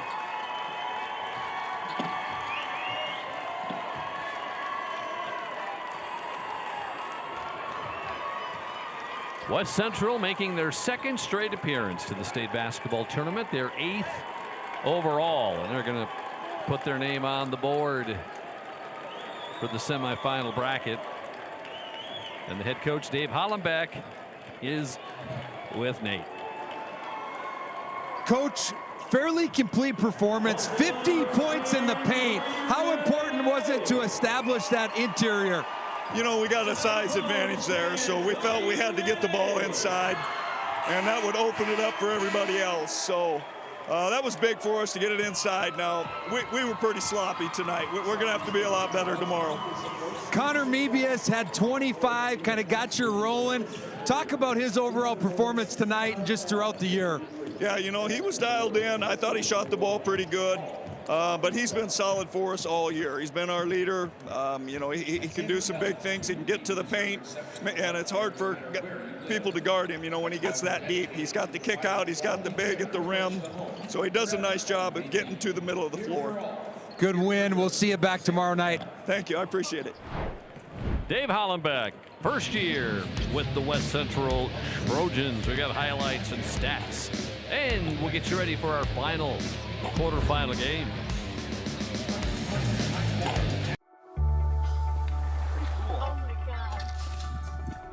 We aren't meant to be still. And while you determine the direction you'll go, we're just here to help you along the way. So go. Go with experience. Go with teamwork. Go with neighbors. Go with integrity.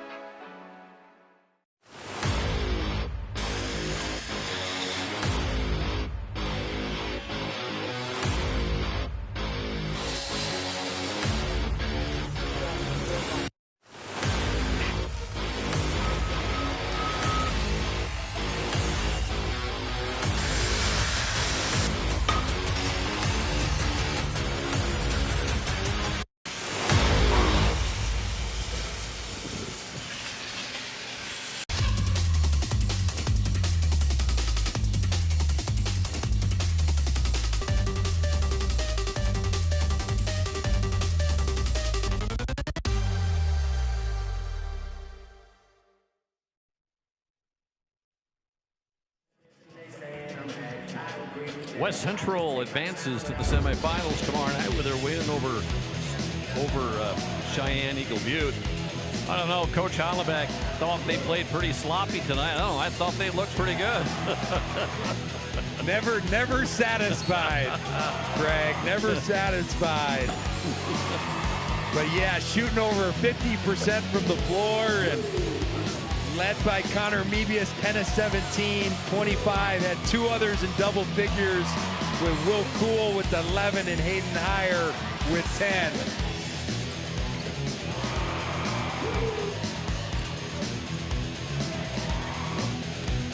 Height factor was big. When you got a 6'10 guy and you don't have anybody much over 6'1", tough to defend. Tough matchups, and the Braves did get 15 from Damian Clown, 10 from Levi Elk Nation, but only 16 of 53 from the floor, 30%, 6 of 24 from 3. And you just felt like that percentages and those makes were going to have to be much more in order to knock off a group like West Central. Still to come, our quarterfinal matchup. It is Clark, Willow Lake, and Stanley County. You hear about work-life balance like it's a big equation you have to find the answer to. But I think it's much simpler than that. So simple it was right in front of us. Start with the life you want, and everything else will follow.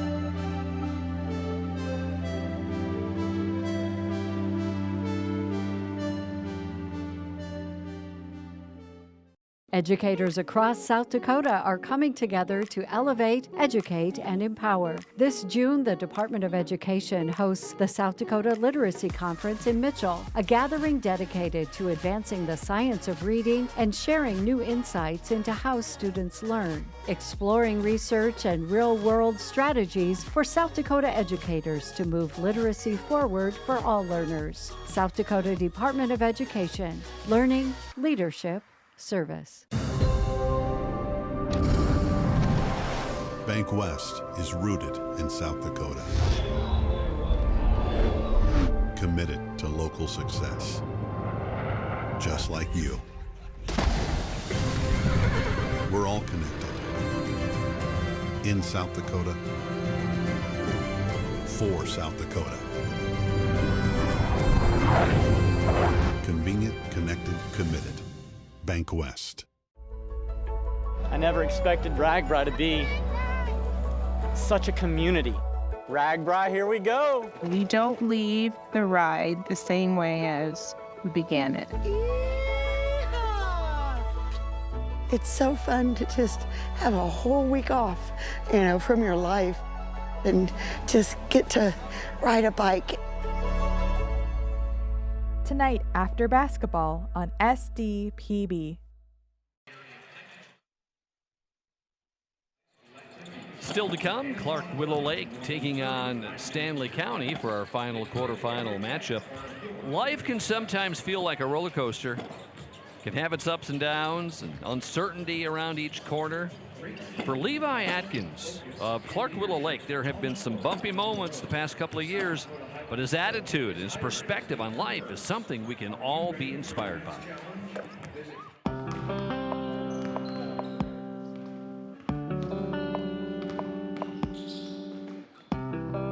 I grew up, my dad played and my mom played, so I grew up around basketball, and that's kind of what runs in my family. I mean, my little brother plays, just everybody in the family plays. So now I might not be the best player on the court, but I like to stick with it. It just brings me a lot of joy to be able to go out there and go play the game.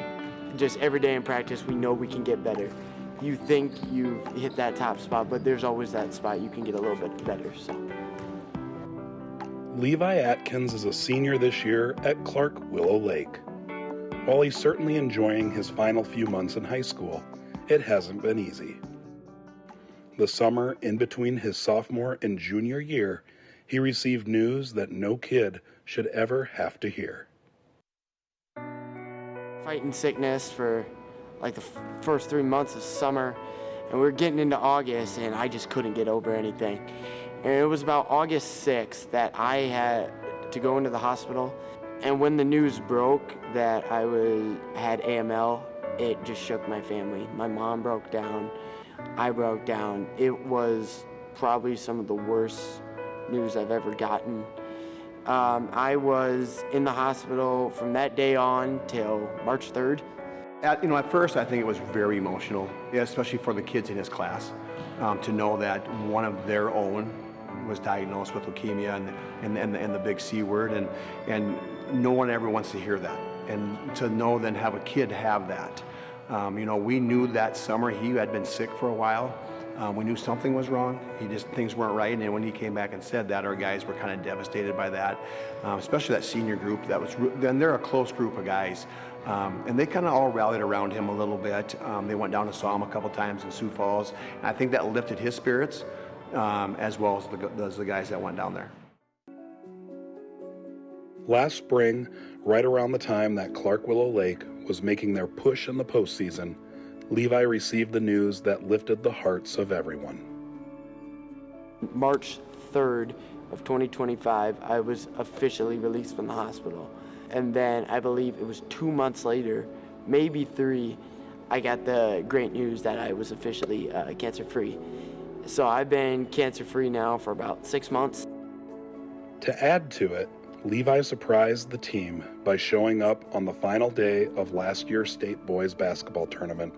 I went into the hotel and surprised all the guys, and it was just a great moment. And when I entered or left the locker room, I didn't expect him to be doing warm-ups. And he was out there doing the warm-up line with the guys, and I think that brought a lot of joy to him and anyone with our guys. Even our parents, they became kind of emotional when they saw Levi out there. Throughout Levi's journey, he leaned on his faith. I just bought this a little while ago. It is a little cross that says Philippians 4:13, which is my favorite verse. I can do all things through Christ who strengthens me. I even wrote it on my tile in the hospital. It is a verse that has stuck with me throughout my journey, talking about there's no reason to give up. This guy comes to practice every day and he works his tail off every day. And he kind of knows that there's not a huge reward for him at the end, because he's not going to see a lot of playing time. But he takes every opportunity he can is to play the game. He takes every practice as an opportunity to play the game, whether it's in front of fans or not. That's what he's looking for.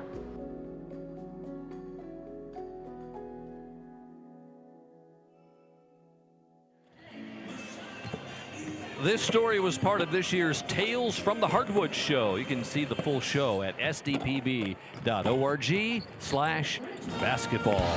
Stanley County, Clark Willow Lake, coming up. Powering the possibilities of tomorrow starts today. For our homes, our farms, our businesses. That's why our Touchstone Energy Cooperative continually plans for the future by utilizing and sourcing safe, reliable power for the next generation. So we can power possibilities long into the future. Touchstone Energy Cooperatives, powering possibilities. South Dakota, a state shaped by its people. It's more than a place, it's opportunity waiting to be realized. At South Dakota State University, opportunity is turned into progress. Through research, education, and a community that inspires, SDSU drives the future of this state. We're not just here, we're taking action with purpose, trust, and impact. This is SD State. Don't be fooled by that beat-up old cap. Its faded crown represents the tireless work of America's farmers and ranchers. Its sturdy brim, their dedication to providing our nation with a safe, affordable food source. From sunup to sundown, they're turning quarters into the dollars that drive our rural economy. So we'd like to tip our hat to them. Farmers Union Insurance, protecting those that protect America's food source. We came across this intriguing story. Things are starting to get going. Are you prepared? It is a golden opportunity.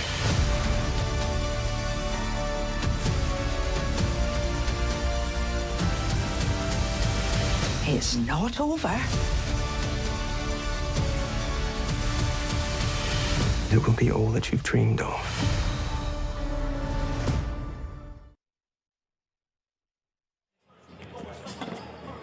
Our final quarterfinal action of the day, it is the Clark-Willow Lake Cyclones and the Buffaloes from Stanley County. Stanley County pretty excited. Their first appearance since 1997. Third appearance overall. They placed third back in 1997. Starting lineup is the First Dakota Bank starting lineups.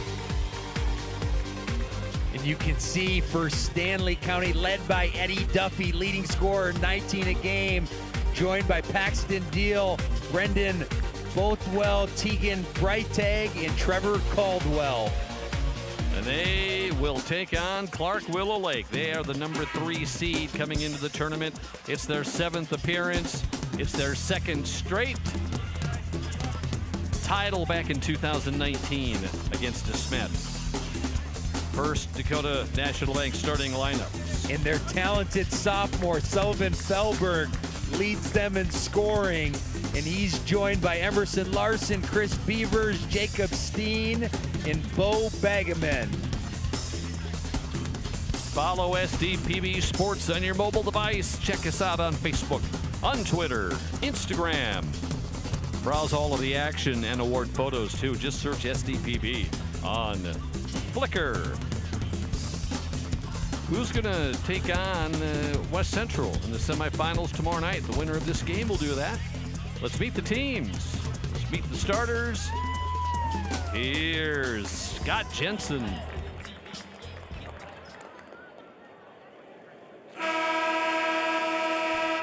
Good evening, Summit Arena fans at the Monument in Rapid City and everyone watching all over the world on SDPB. It is the quarterfinal session of the 2026 South Dakota State A Boys Basketball Championships. Playing tonight, the number 6 seed, Stanley County Buffaloes, versus the number 3 seed, Clark-Willow Lake Cyclones.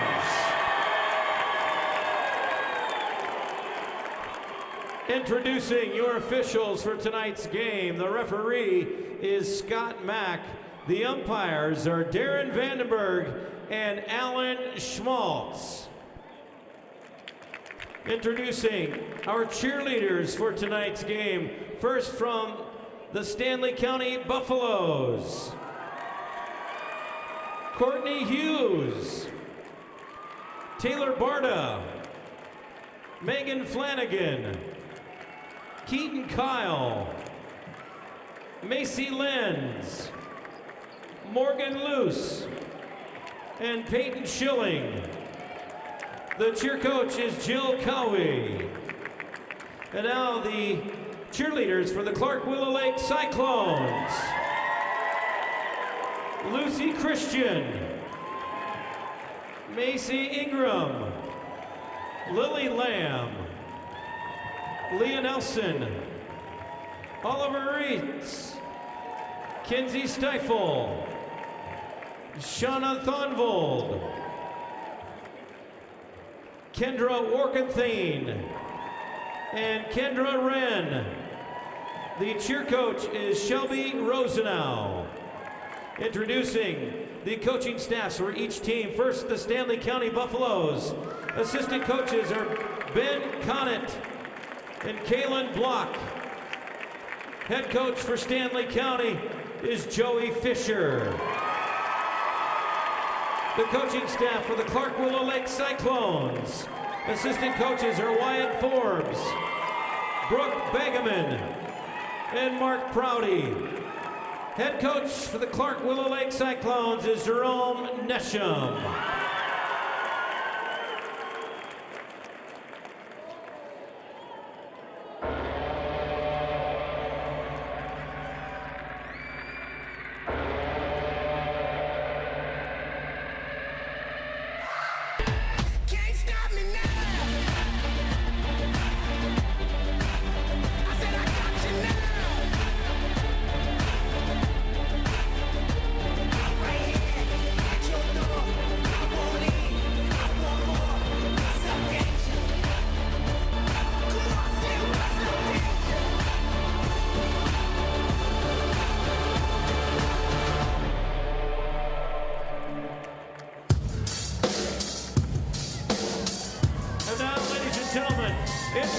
Introducing the Channel Seed alternating starting lineup, starting with the Buffaloes. At guard, a 5'8" senior number 4, Brendan Bockwell. For the Cyclones, at guard, a 6'4" senior number 3, Emerson Larson. For the Buffaloes, at guard, a 6'2" junior number 5, Eddie Duffy. For the Cyclones, at guard, a 6'3" junior number 5, Chris Beavers. For the Buffaloes, at guard, a 6' senior number 11, Paxton Deal. For the Cyclones, at forward, a 5'11" junior number 21, Jacob Steen. For the Buffaloes, at forward, a 6'4" senior number 24, Tegan Breitag. For the Cyclones, at forward, a 6'6" junior number 25, Bo Begeman. For the Buffaloes, at center, a 6'8" senior number 40, Trevor Caldwell. And for the Cyclones, at forward, a 6'8" sophomore number 33, Sullivan Felberg. Nate's notes. Nate, what's important tonight for first the Stanley County Buffaloes? Number one, they need to win the battle of the boards. Got to control the glass. Number two, their stars, Eddie Duffy, Paxton Deal, need to be just that. They need to produce at a high level. On the other side for Clark Willow Lake, they want to establish paint touches, post touches, dribble penetration, boards, and control the momentum of this game. Freitag, Felberg will jump. Scott Mack, our referee here tonight with the tip. Can Buffalo Mania keep going for Stanley County? First time in a long time that Clark Willow or Stanley County has been here. 1997. They got third that year. And it's going to go to the Buffaloes. Can see them immediately going to that zone attack. Flashed a guy in the middle, looked over the top to Felberg, and when they get the basketball in there, Stanley County needs to do just that. They need to have quick, scrappy hands. First time the Buffaloes in the Big Dakota Conference finished undefeated. Count it from long range. And a chance for a 4-point play. Paxton Deal comes off that corner pin, knocks it down, and the foul. Foul was on Beavers. And Deal and Eddie Duffy, both of them average over 2 threes a game, 2 made threes a game, and they look to try to free those guys in different ways. For the Cyclones, look to Sully Felberg. 6'8" sophomore's got some size. And on the outside, Emerson Larson and Chris Beavers. Nice dish off the window by Beavers. And they're flashing different guys to that middle, that high post area. These two teams have not played each other this year. Oh, here comes Deal.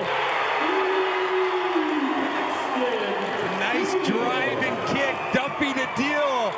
Their stars are starting to be stars here early on, and Paxton Deal got such a quick release on that catch and shoot. Sully. Rebound by Caldwell.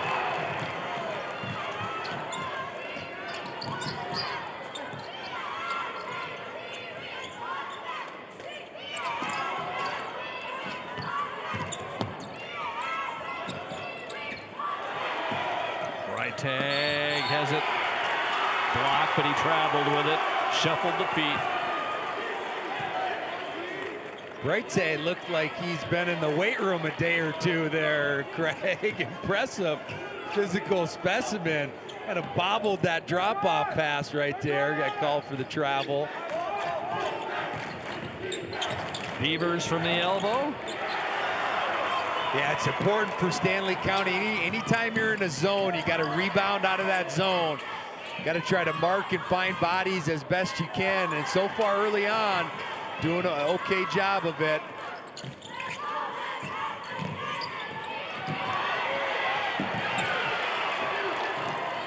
Larson almost getting it done with the steal, and it is Duffy with the bucket. Initially, Beavers did a nice job knocking that basketball away, but as they were hustling after it, he took himself out of the play, and Duffy says, why not? I'm going to go into this mid-range pull-up.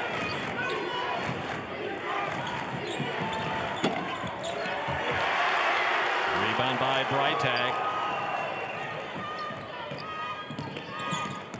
Oh, nice slap by Beavers. Begeman to Larson. Larson's first basket.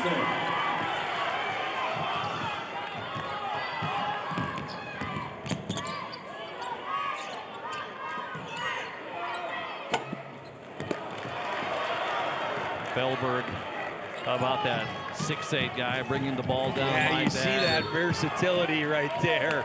Snatches the board and goes. Timeout on the court. It's the Buffaloes and the Cyclones in Rapid City.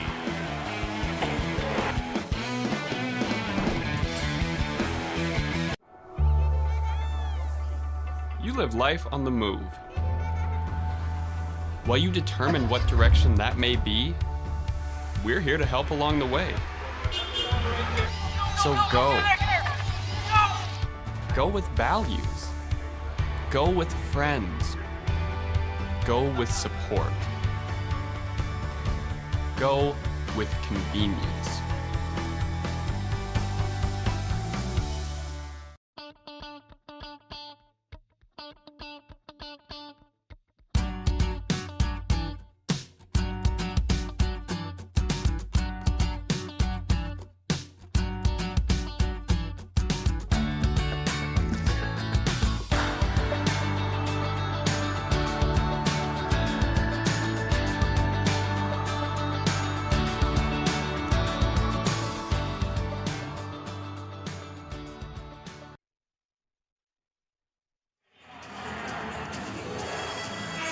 Clark Willow Lake fans on your right and the Buffaloes on your left.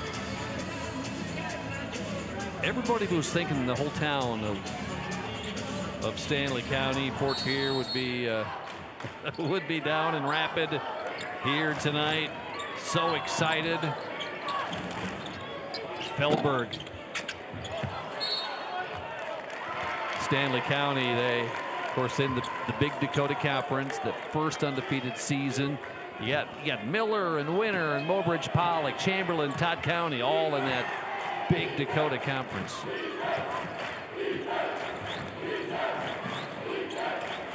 Oh, quick release.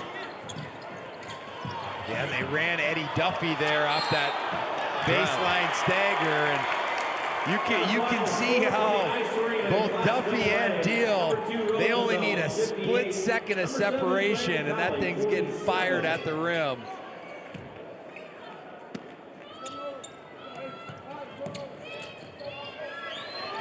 Duffy. Oh, that one was past NBA range right there. Whoa, watch out. As Duffy, Beavers went down. Yeah, I think they had him stepping out of bounds when he was, yeah. Had control of that basketball with that foot on the line. Jackson Hofteaser in for Stanley County. You can see that ball pressure from the Cyclones. Not trying to allow any comfortable catches. Trying to force them to operate outside of that scoring area.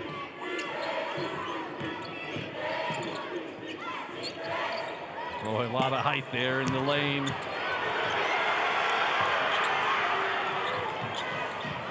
Over to Felberg, and he falls short.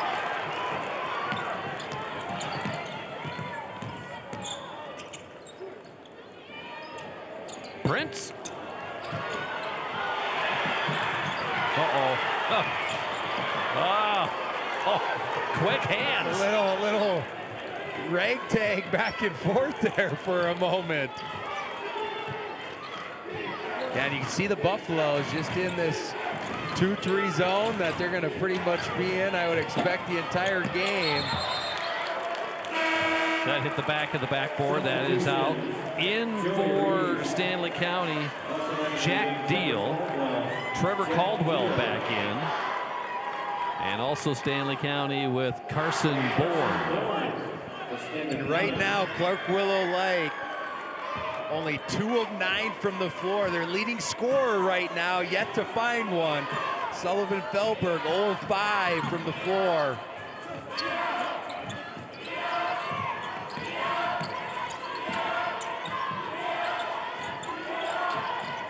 This is Bourne. Looking maybe to go down low to Trevor Caldwell. He's being guarded by Feldberg. 8 to shoot. Oh, he got clear. Bourne got free. And Bourne only averages 1.5 points a game and a big bucket, making an early impact.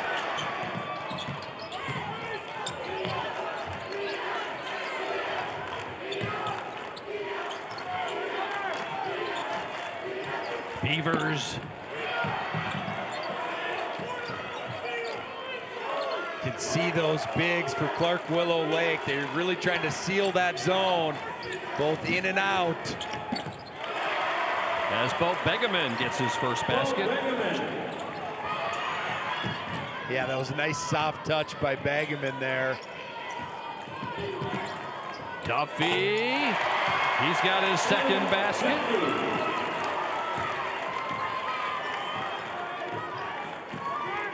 Yeah, right now, Deal and Duffy responsible for 11 out of their 13. Begeman. Begeman is 6'6". Yeah, and you can hear Coach Fisher there telling his guys that they can't get sealed on the outside in those situations.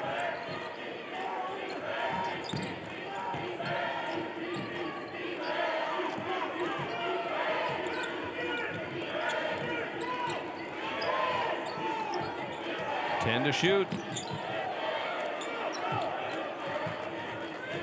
Screen by Caldwell.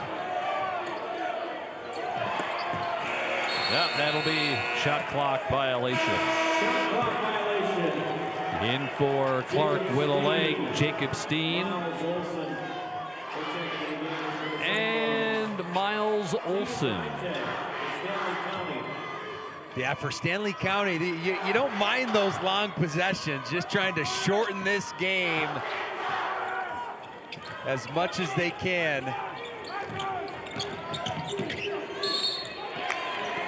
I'm going to call the foul on Trevor Caldwell.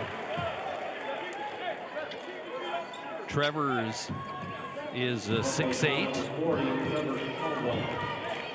The Buffaloes have got some size with Caldwell at 6'8" and Breitag 6'4". Trying to match what Clark Willow Lake has. Back in the game for Clark Willow Lake. Begeman back in for Clark Willow Lake. Clark Willow Lake has only lost 2 games on the season.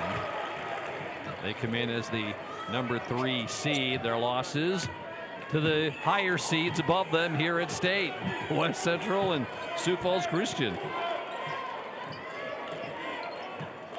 Yeah, certainly not a, neither one of these teams really have what you'd count as a bad loss as they try to melt this clock down.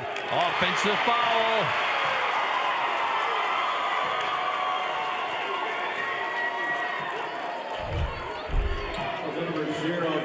It's in on Jack Deal. His first, team 3.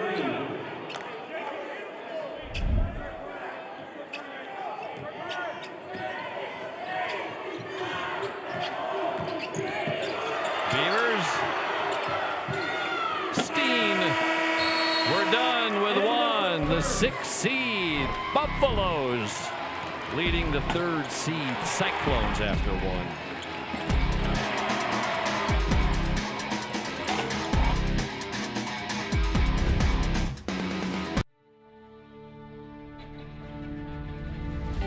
It's not just about making a living.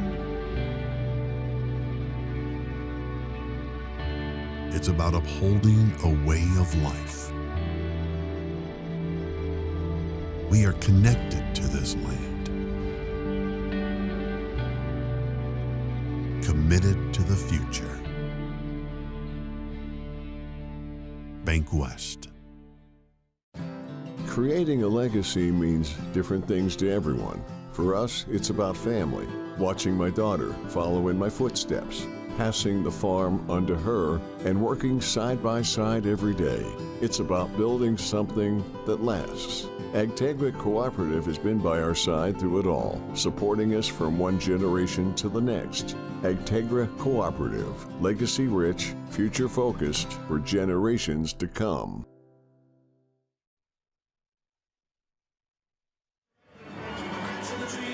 There's Joey Fisher, the head coach. Stanley County. Joey is in his 3rd year with Stanley County. They pretty proud of what they've done, not only with the basketball program, but overall getting a lot of improvements going on up at Stanley County. They got a new track up there now and worked on the football field. Up to Larson. Emerson with his 2nd basket. You can see that ball pressure paying dividends right there. Jacob Steen forces the turnover for an easy one.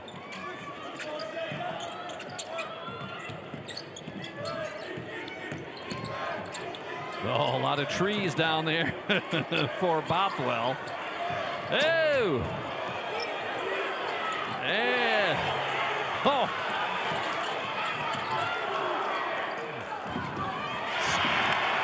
Steal by Beavers. The lead to Larson. Good transition by Clark Willow Lake. And Larson's been the recipient of some nice passing and transition. Has found a few easy ones, up to 6 points here early on. Buffaloes were up by 7, and now we're tied. Yeah, and turnovers really starting to play a part for the Buffaloes.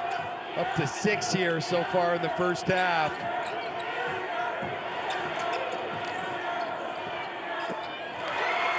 And Paxton Deal was actually sitting there open in that corner, calling for the basketball, and could not deliver and find him.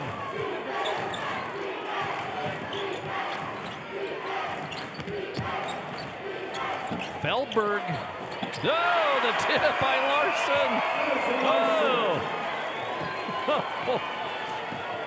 And things are going well right now for Emerson Larson. First lead for Clark Willow Lake. Blocked out by Larson. In for the Buffaloes, it's Trevor Caldwell.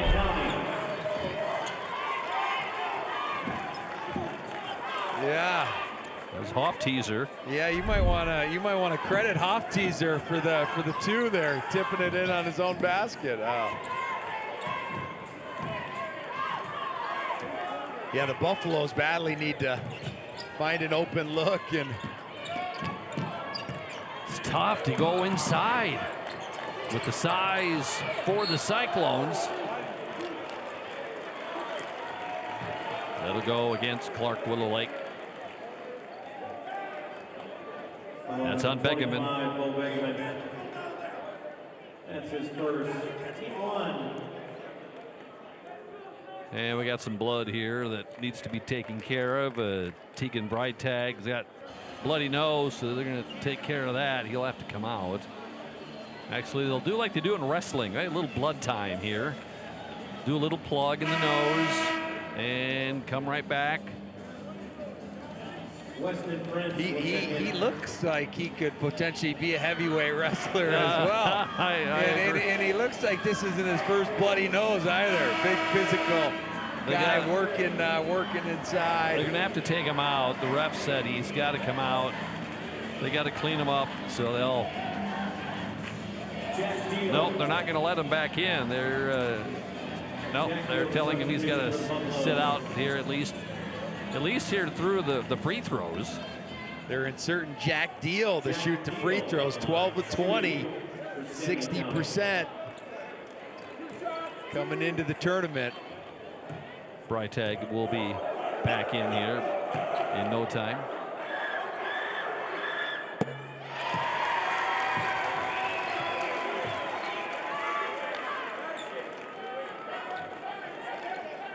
They're going to say that Breitag cannot come back in until play has stopped again. Yeah, the clock needs to have at least a second tick off of it.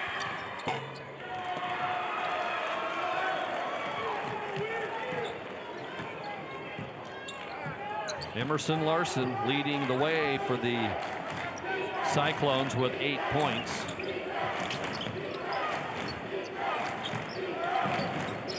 Here's Beavers. Oh, the offensive rebounds here by Clark Willow Lake. That's like 5 offensive rebounds. And Felberg with his first basket. And they had done a pretty good job of controlling that in that first quarter. The Cyclones right there coming alive, stringing about 3-4 offensive rebounds. They only had, before that possession, only had 2 offensive rebounds. You just see that, you see that length and that size, even from their guard position. Emerson Larson goes 6'4", Chris Beavers 6'3". Bourne back in for Stanley County. Joey Reese in for Clark Willow Lake.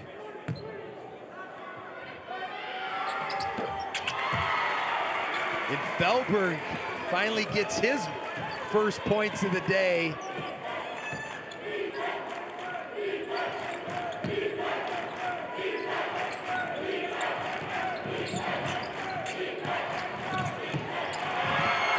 Blocked by Larson. Break in the action. Buffaloes led by 7. We were tied at 13. That's a 4-point lead for Clark Willow Lake.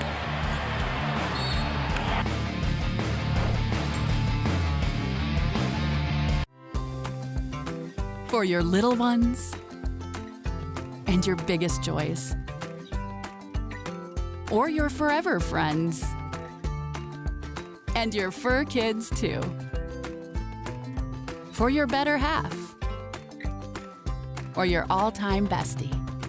For the reasons you smile, there's coverage. With dental and vision insurance from Delta Dental of South Dakota and Delta Vision.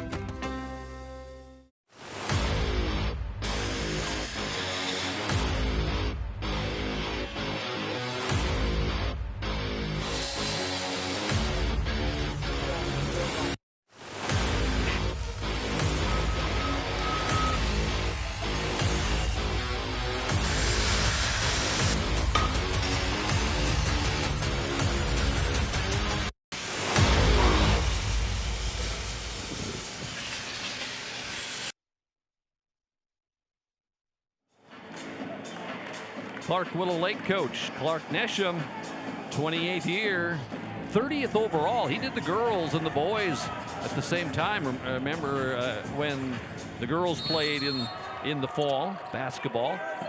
But 28 years now with the guys. He is 19th all time winningest coach, 8th amongst all of the active coaches. Yeah, we got a crew here at this tournament of a bunch of KG veterans that have been at this a long while. Intercepted. Here's Bourne, guarded by Beavers.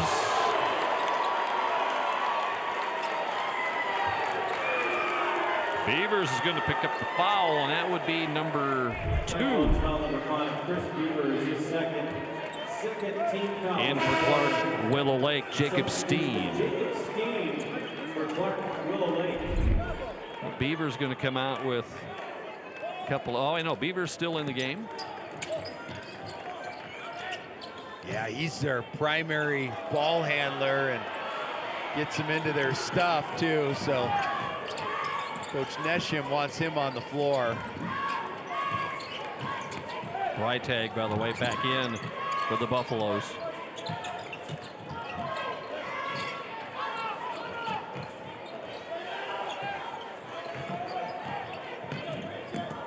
Oh, strong move. Oh. Oh, and that's going to go on Emerson Larson. There's a lot going on in that lane. Right now, the Buffaloes still only 1 point thus far in the second quarter. Game's kind of flipped on its head, and we'll see if Carson Bourne can add number 2 and number 3. In for Stanley County, Brendan Bothwell. Bourne only got to the foul line 7 times throughout the entire season.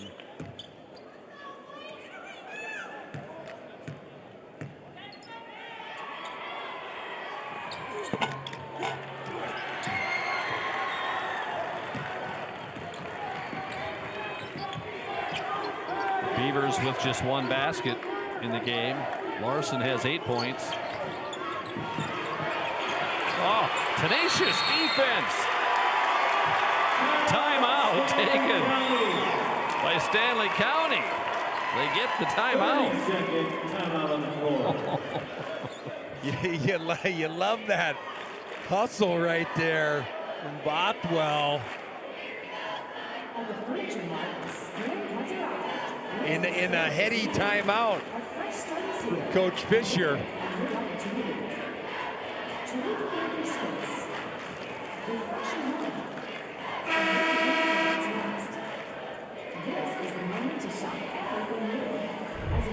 Here's the steal. See, Larson kind of mishandled that thing as he was trying to pitch it across, and love that ability to get dirty, get on the floor, first to the floor for those loose balls. It's what you oftentimes talk about.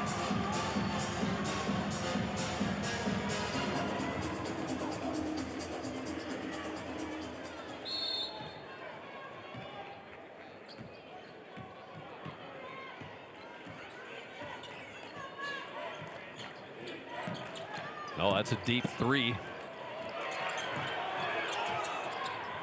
Blocked by Felberg.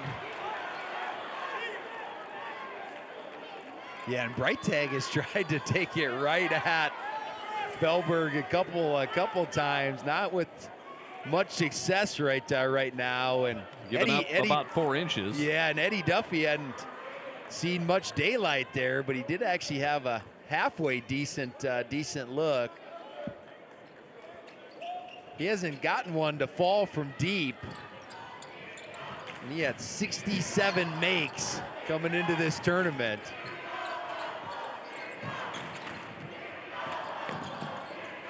Duffy. That is Bourne there underneath for Clark Whittle Lake. And if you're Coach Fisher, you like the battle of Bourne and Freitag inside. Larson foul. And they're actually probably winning the 50-50 basketball battle right now. Scoring points has just been a tall task here in the second quarter. Yeah, 2 points for the Buffaloes. 9 for the Cyclones.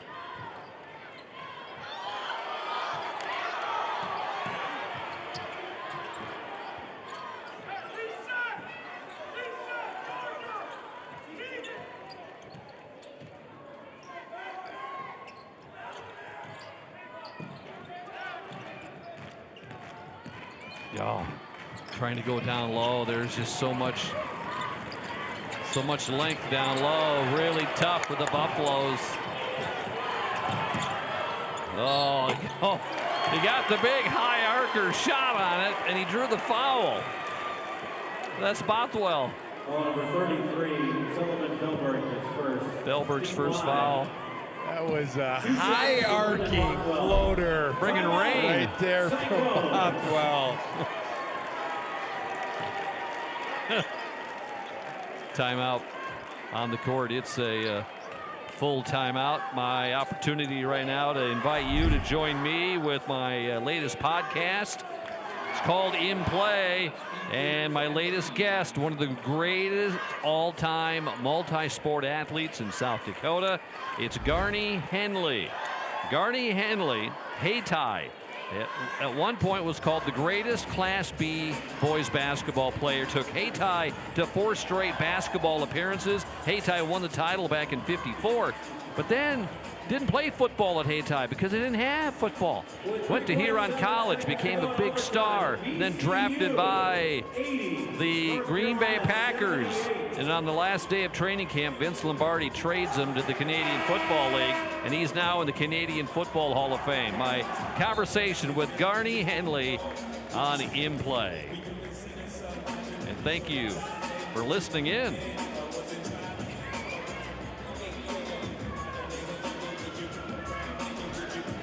By the way, Garnie's in Huron.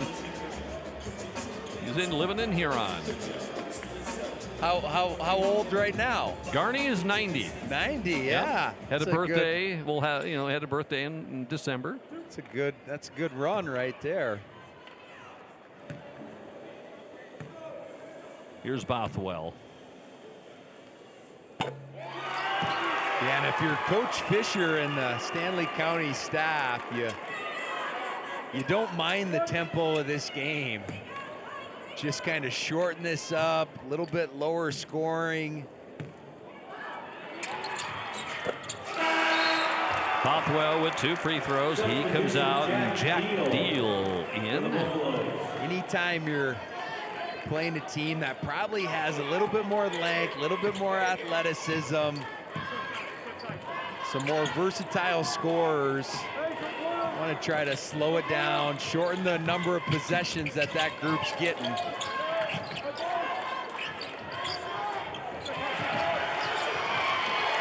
Carson Bourne, he's given them some great minutes here in this first half. It's not showing up necessarily in the scorers column, but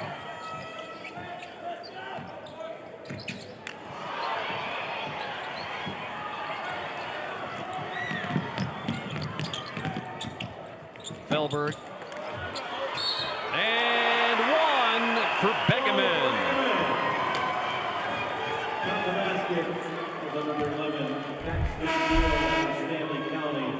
That's his first, second team. Both clubs with 7 turnovers in this first half. First trip to the line for Bo tonight. yeah, and right when I was giving Carson Bourne his flowers, kind of threw a little errant pass there, but that's basketball.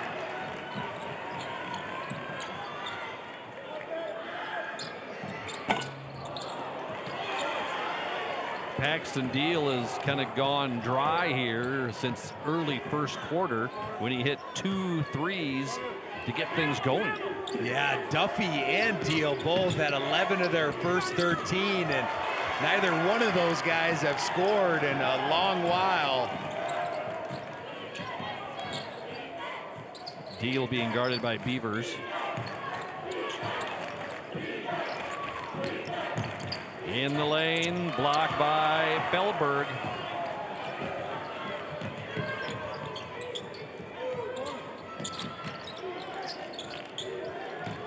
Good zone here for the Buffaloes. Oh, reverse layup by Beavers. Yeah, nice baseline attack there by Beavers, and you don't oftentimes see too much penetration against the zone, but you did right there.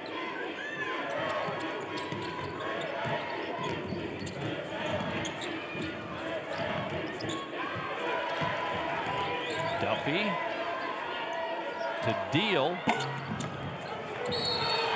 And the foul's going to be called on Hofteaser. And for Jax, that is his second. That's his second. Back in the game for Stanley County.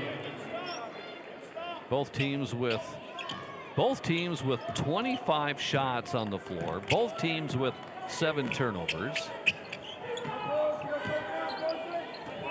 Both teams with 19 rebounds.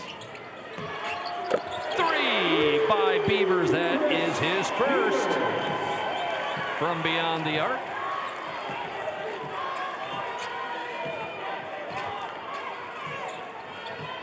Largest lead for the Cyclones.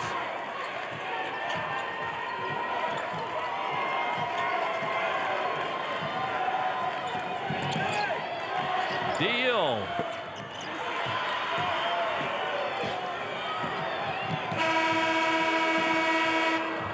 It was Stanley County with a 4-point lead at the end of the first quarter. And now Clark Willow Lake with the 8-point lead. Jerome Nesham is the head coach at Clark Willow Lake. He is with Nate Kading. Coach, offense wasn't too easy to come by from either team, but things started to open up there in the second quarter. What do you attribute that to? You know, playing a little bit harder. You know, we had to start looking for our shots. We got to get the guys into position where they can score and then look to score. They got to be a little bit tougher. Zone attack here in the second half. What are you going to talk to him about here at halftime? Well, I got to get Sully Felberg kind of involved in the game a little bit. He's kind of playing a little soft. As soon as he gets going, we're going to be just fine. Thanks for the time, Coach. Thank you. Jerome Nesham, 28 years now, is the head coach with the boys at Clark Willow Lake. And they've got the lead in the half.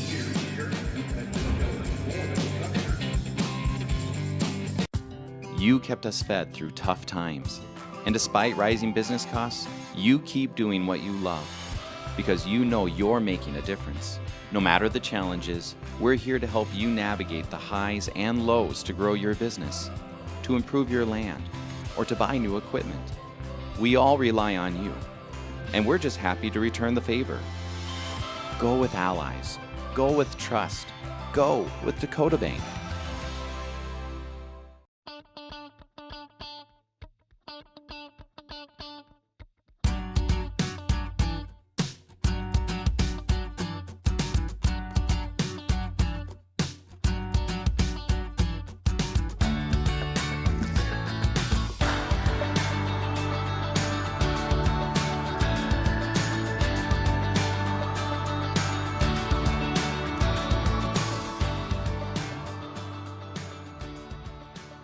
Nothing has embodied the American spirit like the family farmer. Year after year, they continue to work the land and plant their crops. Through droughts, floods, and uncertain markets, they keep that spirit alive with another crop harvested for the next generation. And for that, we tip our hats to them. Farmers Union Insurance, protecting those that protect America's food source. Bioethanol supplies more than just energy. It creates jobs in rural communities. It drives demand for local corn. It provides opportunities for family farms to thrive. To ensure agriculture plays a leading role in the efforts to decarbonize and transition energy, bioethanol remains at the forefront of a pursuit for a cleaner, brighter future for all Americans. Learn how at sdethanol.com.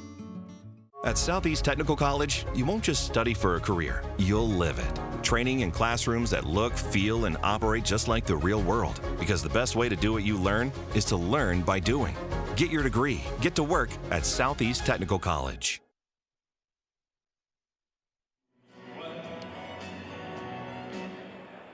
Halftime between Clark Willow Lake and Stanley County, and the Cyclones with the lead 25-17. Some stats and highlights still to come your way. South Dakota High School Activities Association, a huge part of the sports and activities landscape in South Dakota. Earlier this week, we had a chance to sit down with the executive secretary, the executive director of the SDHSAA, that's Dan Swardos. And we learned more about the organization mission and commitment to our kids in South Dakota. Well, our overall mission is to provide the framework for education-based athletics and fine arts activities for high school students across the state. So we've got about 177 member schools. Those are public schools, private schools, and federal schools.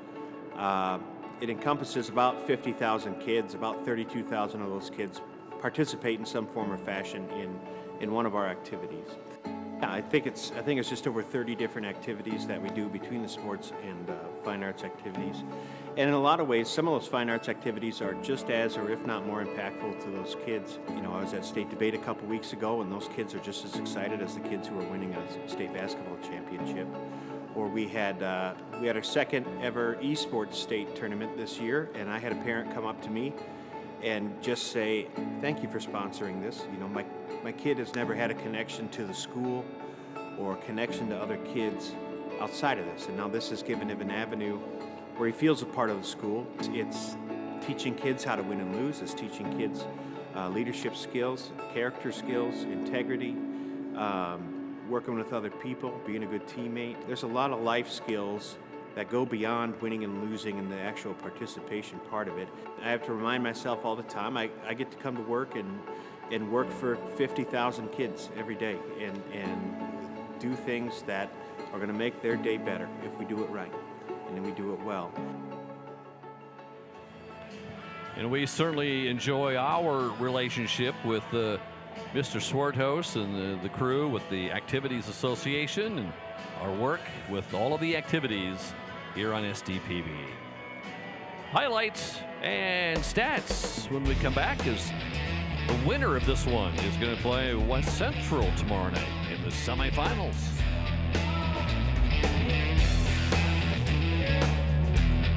Reading opens every door to learning, opportunity, and understanding. The South Dakota Department of Education is strengthening literacy outcomes for students across our state, helping educators connect classroom instruction to the science of how children learn to read and write. Through professional support and shared resources, schools are building strong foundation in literacy for every learner. South Dakota Department of Education, learning, leadership, service.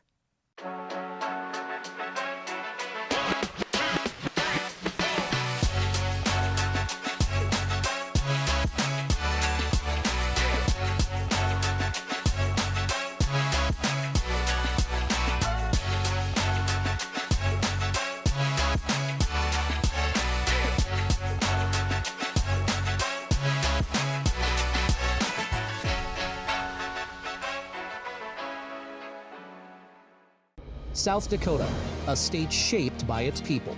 It's more than a place, it's opportunity waiting to be realized. At South Dakota State University, opportunity is turned into progress. Through research, education, and a community that inspires, SDSU drives the future of this state. We're not just here, we're taking action with purpose, trust, and impact. This is SD State. Protecting crops. Agronomy Plus in Mitchell, Rock Creek in Howard, and Valley Station in Armour provide agronomy services, fertilizer products, and crop analysis systems, including Agronomy 365. This system helps manage your field's performance, supporting small-town communities while hiring and training local youth. Agronomy Plus in Mitchell, Rock Creek in Howard, and Valley Station in Armour, serving area producers and their communities.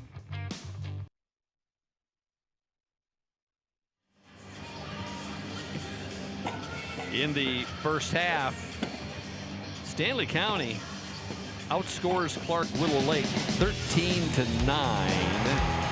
But a big change in the second quarter. Clark-Willow Lake outscores Stanley County 16-4. Clark-Willow Lake getting baskets from Emerson Larson and Chris Beavers. Bill Begerman got a couple of baskets in that first half. Stanley County, Paxton Deal with 2 threes early in the first quarter has not hit since. So tough go, only 4 points for Stanley County in that second quarter. Otherwise, there are a lot of even statistics. Rebounds are about the same, turnovers the same. Number of shots taken, only one shot difference. Clark Willow Lake, you see free throws, shot 2 for 4.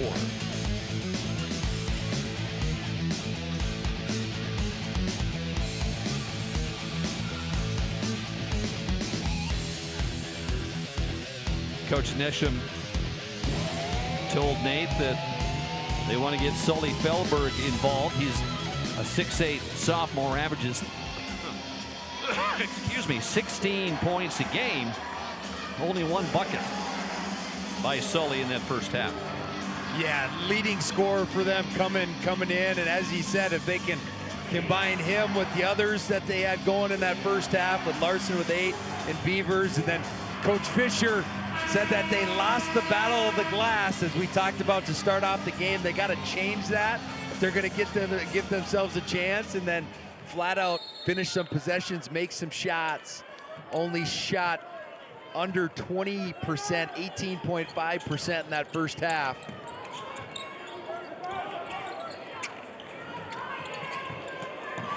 Lobdus, Sully. It'll stay with the Cyclones. You can see he sat down, had a pretty aggressive seal right there, Felberg that is. Couple times when he's brought that basketball down low, Eddie Duffy's had those quick hands.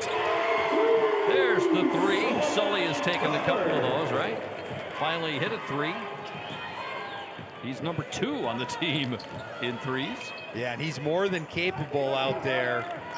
Shoots right around 28%, but 26 makes coming into this tournament.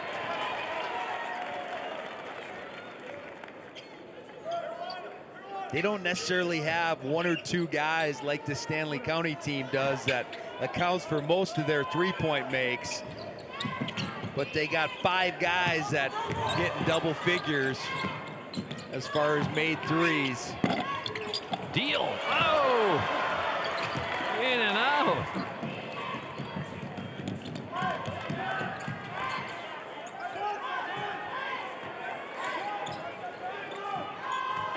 Yeah, and the Buffaloes could have really used that one to drop, as it did about everything but go down.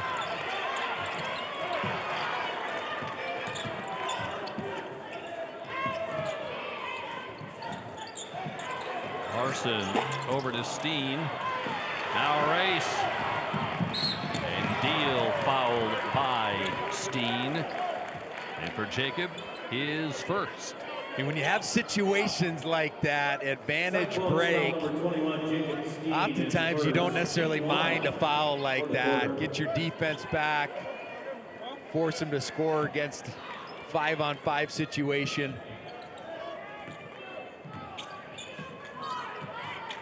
Here's Bothwell, Duffy, and that one was deflected by Begeman.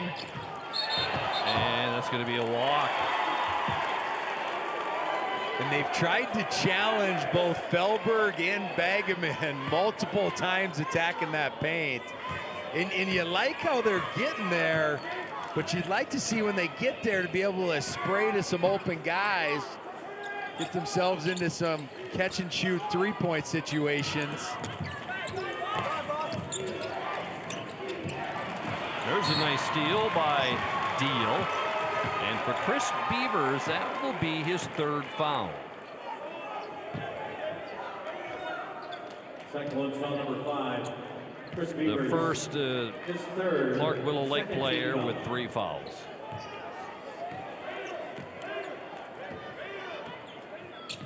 Yeah, Stanley County only 4 points in that second quarter and yet to score here. Oh, quick release. We saw Deal drill that same right corner 3 in that first half off that action. Sully Felberg. I think he kind of got told at halftime that they wanted him to do more, and a timeout by Stanley County. Yeah, Coach Nesham had talked about it going into that half. Wanted a little bit more assertiveness, a little bit stronger and tougher with the basketball and capitalizing on your opportunities. And Felberg certainly has here so far in this third quarter. Coach Nesham said yesterday, you know, sometimes they play too unselfish. They're making too many extra passes. And there's such thing as that happening. Sometimes you can pass your teams out of an open look when the defense ends up catching up to it. You like that early mentality, but you also want to make the right basketball play. And thinking score sometimes is the right basketball play.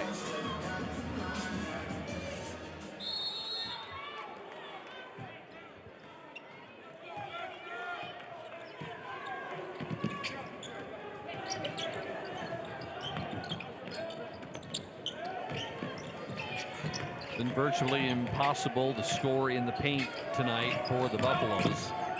There's a floater. And Begeman will pick up his second foul.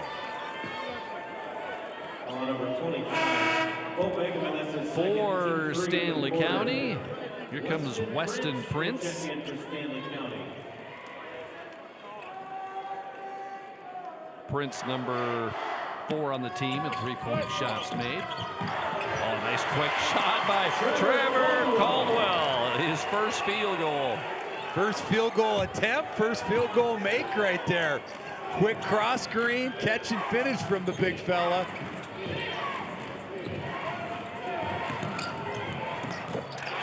Nice look by Begeman. 8 points. It's nice execution right there. Got the ball sideline, middle. Hey, there's Trevor Caldwell again. That's one of the first times as Stanley County goes a little 1-2-2, just like we saw in that previous possession, but one of the first times that they've dropped it off. Shot blocker coming over like Felberg, drop it off to your big for the easy catch finish.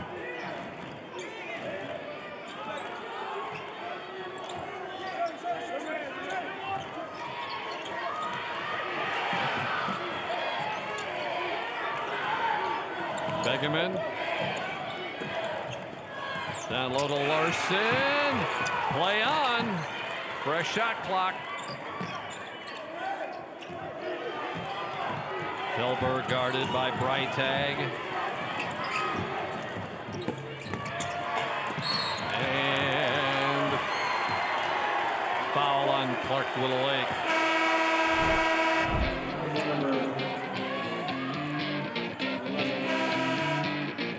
Felberg with a couple of baskets here in this third quarter, helping the Cyclones with the lead.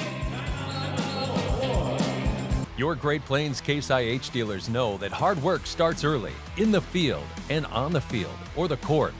Dedication, teamwork, pride, the values driving farmers also powers South Dakota athletes. Growing crops or growing champions, it takes the same drive to succeed. Your local Great Plains Case IH dealers know the future is built by showing up day after day, ready to work, ready to win. Great Plains Case IH dealers, supporting schools, athletes, and the communities we grow.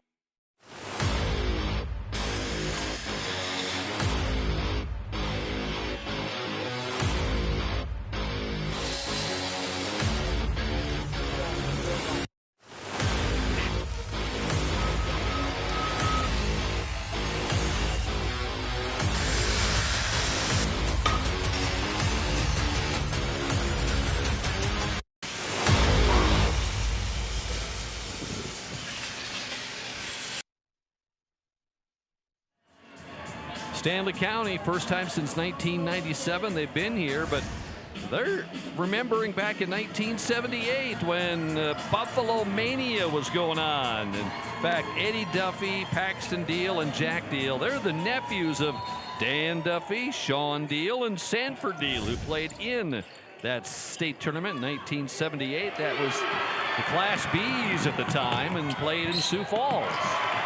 Ron Lawrence, by the way, was the the head coach in 78. Number 21, Jacob Steen, his second, fourth. And Paxton Deal, you got to appreciate the effort that he's bringing defensively right now, as created 3 steal opportunities here in this third quarter. First trip to the free throw line here in the second half for Stanley County.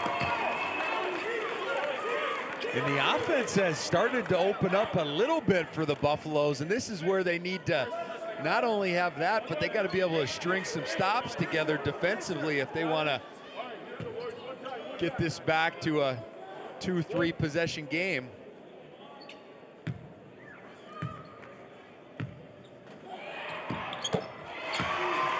Nine points for Deal. Oh, deflected by Duffy, and Deal.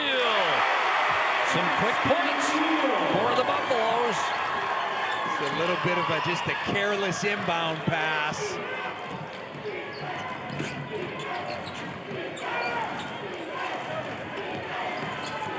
Nice move by Beavers.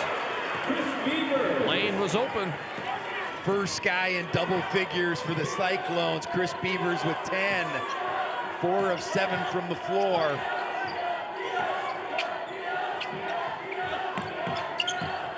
You can see they just face guard Eddie Duffy. Not providing any help off of him. Right tag. 10 to shoot.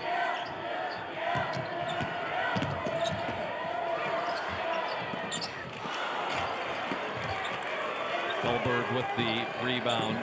He's got 10 boards now on the day. And they've done a better job, or rather than challenging that shot blocker. That's too easy right there for Beavers with the Euro step finish. And stay with the Buffaloes. Coming in is Brendan Bothwell for Stanley County. Only 2 losses to Stanley County this year. Lyman, who, by the way, had a big win in the Class B tournament today. They took out the top seed, Viborg Hurley. You want to be an 8 seed. You want to be an 8 seed in that Class B, Craig. Good things happen, both boys and girls. Sully Buttes was their only other loss on the season.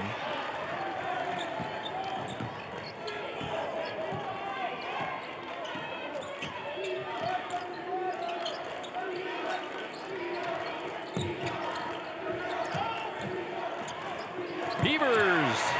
Chris Beaver. He's got 14. To just see that matchup right there. Bothwell was on him and giving up multiple inches. Stayed with it. There's Paxton Deal with 13.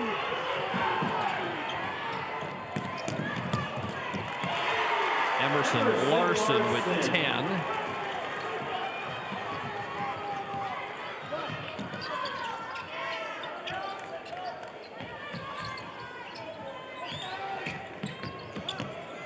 Oh. Feldberg. Wow.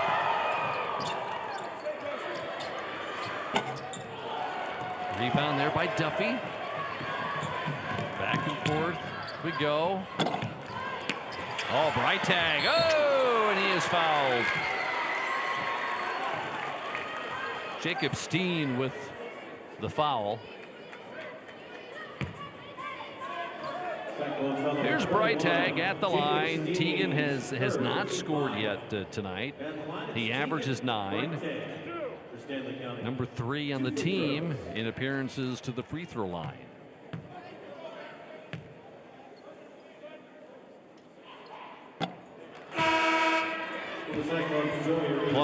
Stanley County brings in Jack Deal, Clark Willow Lake. They'll bring in Joey Reese and Miles Olson. Both teams right now. Stanley County 2 of 12 from 3. Clark Willow Lake only 2 of 10 from 3. Not shooting a ton of them, but not shooting it very consistently. Stepped out of bounds. Halftime score in the Ice Arena Class AA. Number 6 O'Gorman, 19. Number 3 Huron, 21 at halftime. Paxton Deal on the inbound.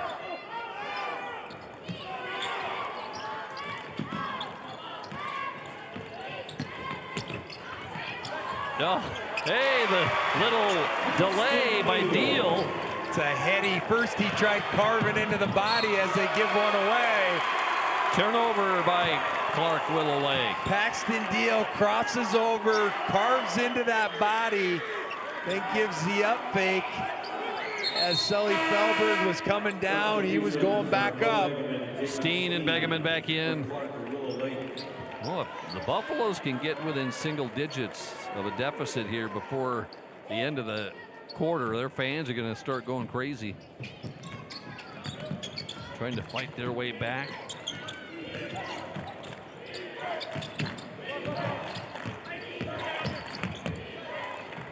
Oh, spins around.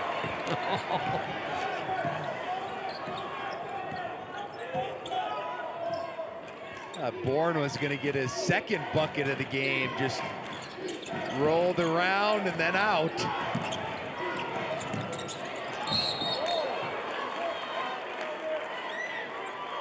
That's going to go on the Buffaloes.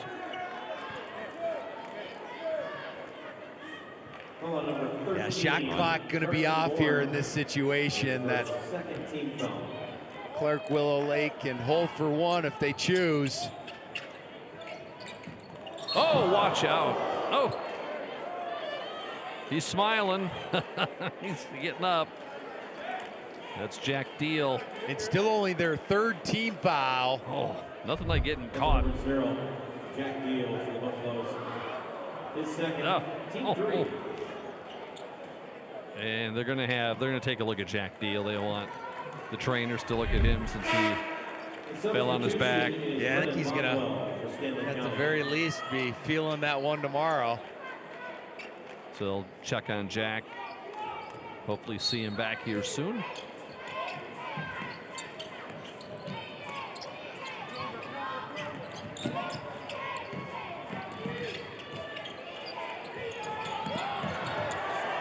Right in the right place at the right time for Larson. Emerson Larson. We're done with 3. A quarter to go as Clark Willow Lake is the 3 seed trying to get to the semifinals tomorrow night.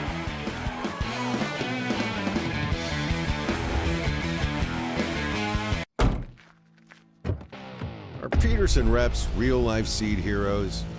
Well, they've been known to go the extra mile. Literally thousands of extra miles every year. And when they're not driving gravel roads, they're out walking fields and sampling soil. When time is the enemy, they're there to save what's left of the day. Are all Peterson reps seed heroes? I guess that's a yes. Peterson, we're that kind of seed company. Powering the possibilities of tomorrow starts today. For our homes, our farms, our businesses.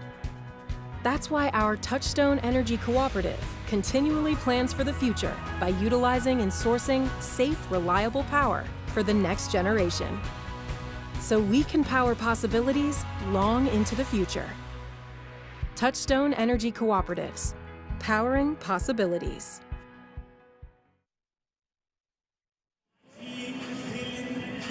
There's Jack Deal resting on the bench after being looked at after taking a fall late in that third quarter.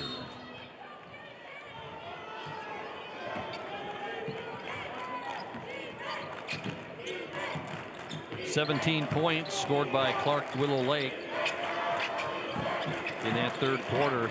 11, make that 12 by the Buffaloes. They tried running a little Spain ball screen action, ball screen, back screen, and well defended by the Cyclones. By the time Duffy caught. There's another easy one. They've posted up their guards more in Stanley County when they've been man-to-man defensively.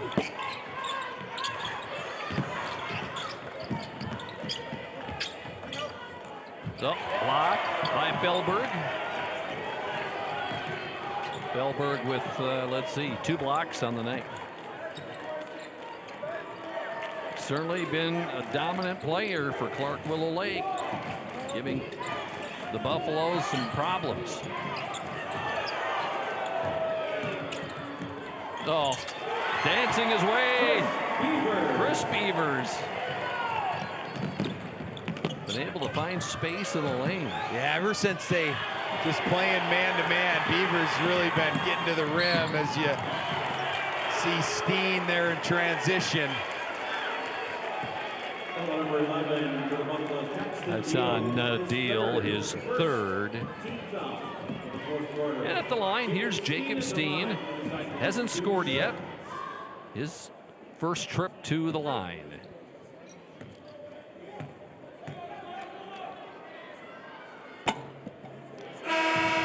In for Stanley County. Bourne back in and Jack Deal back in.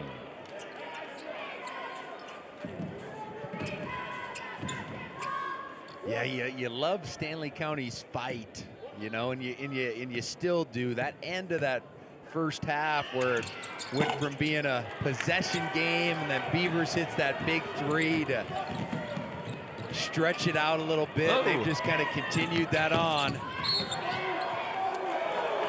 Blocking foul on the Cyclones. And it's on Begeman. And that's his 3rd. Beavers and Begeman with 3 fouls for Clark Willow Lake. Nobody else. Everybody else is 2 fouls or less. Freitag. Duffy with the quick release.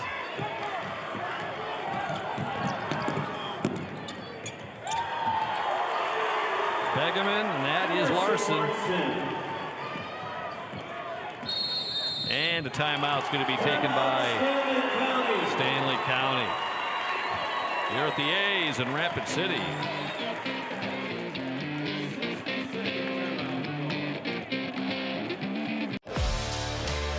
At Muth Electric, we don't just power projects, we empower people. We invest in training, mentorship, and career development opportunities at every level. Because strong careers build strong communities. Your future is bright with Muth Electric. Muth Electric now hiring.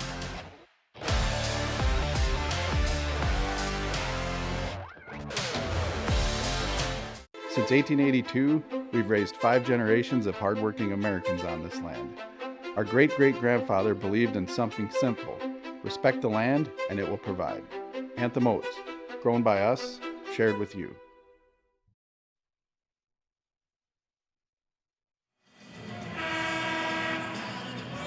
Clark Willow Lake, all of their points have come from their starters, and specifically Emerson Larson and Chris Beavers.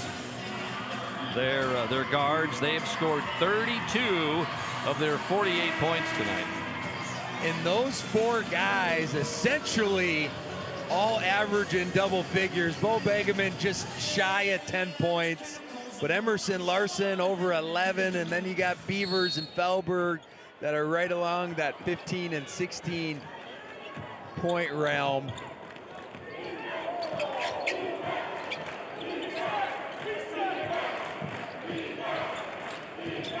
Steen guarding Deal really close in the front court.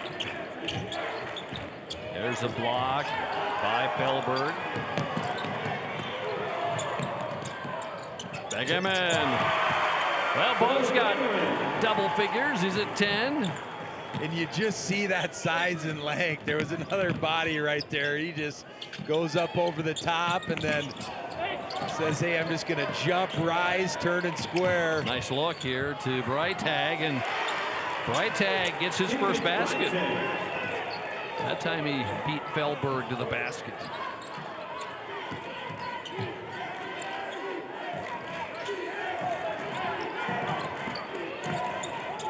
Wow. Beavers and Larson, how many times have they come down the lane and scored their points?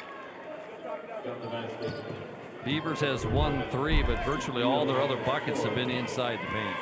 Yeah, ever since, as I said, I'm going to sound like a broken record, but ever since Stanley County just said, hey, we're going to go man-to-man, they've mixed in a little 1-2-2, three-quarter court.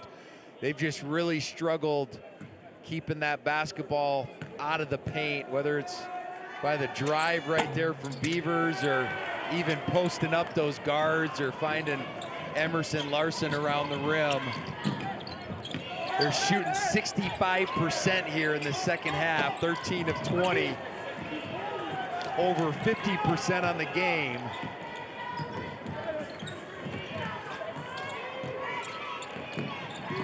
Oh. Oh.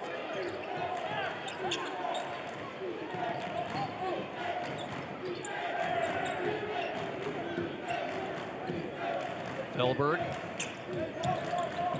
Begeman. And Felberg, he is now in double figures. He's got 10.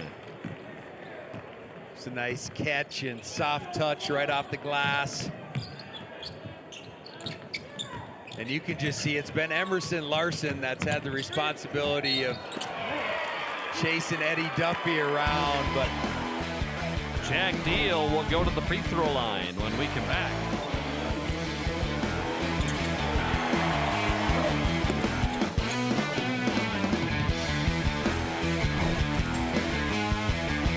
Is it the competition that keeps bringing you back? The long-standing rivalries? Or is it seeing friends again and cheering on your favorite team? At First Dakota, we're here for all of it. We appreciate the fans, the players, the coaches and officials, the concessions crew. The shared community experience is part of what makes life here great. And we're here for all of it. See you at the game. Lake Area Technical College provides hands-on learning and practical experience in real-world environments. Prepare for a career right out of school from the moment you step on campus for an education that can really be put to work. Lake Area Tech is the start of something new. I can't imagine being anything other than a nurse. I'm also much more than a nurse. And working at Avera lets me find balance between the career that called me and a life that fulfills me.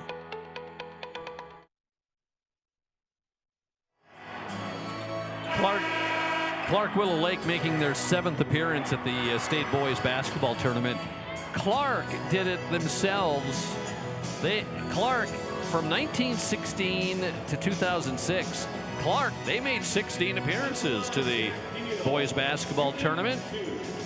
Didn't get any titles, but were runner-ups back in 04 and 06. And then of course you got the Willow Lake boys never made it by themselves to the state tournament, but the Willow Lake girls certainly did.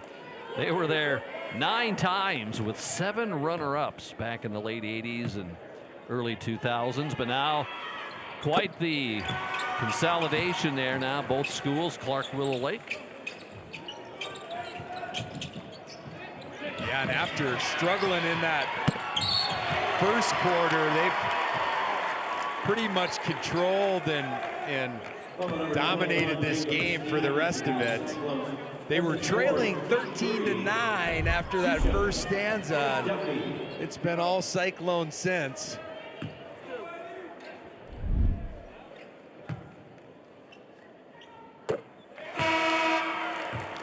Eddie Duffy's first trip to the free throw line tonight.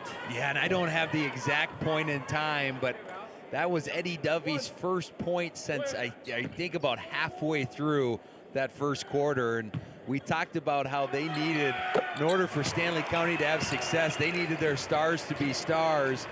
And Paxton Deal had 15, but Eddie Duffy just, you got to give a ton of credit to how Clark Willow Lake was defending him. Held them to 2 of 14 overall, 0 of 5 from 3, and he just had no space, no separation all night long as they were face guarding him.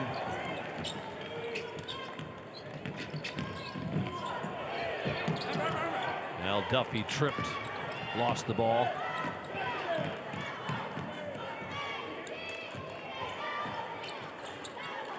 Park Willow Lake, they've got 4 guys on offense that can score. You've talked about their double figures, averages. Coach Nesham says that Sully is the real deal when it comes to playing offense that can score. Beavers is the second leading scorer. He's had a number of games in the 20s. Larson, he has scored in the 30s. Coach Nesham is pretty confident and feels pretty good with the offensive power that this team has. Yeah, averaging 65 points a game coming into this this tournament, holding their opponents to under 40, and that's a good recipe for having a 20-2 record coming in with your only 2 losses to the top 2 teams in the state, Class A.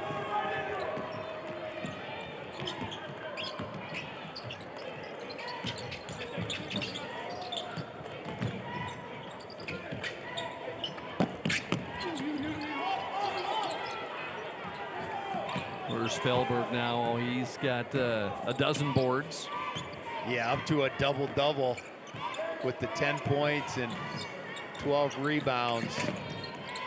And Eddie Duffy, we talked about coming in, was averaging over just under 20 points a game, and they've held him to 6 so far. Beavers with 10 baskets, Larson with 9 baskets.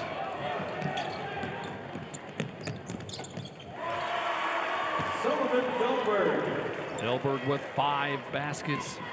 You can see that skill level there from the 6'8" Felberg.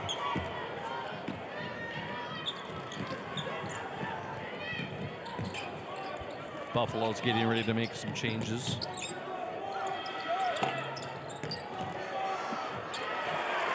Larson with 18. Larson has 18, Beavers with 24, and both teams are going to make some changes now.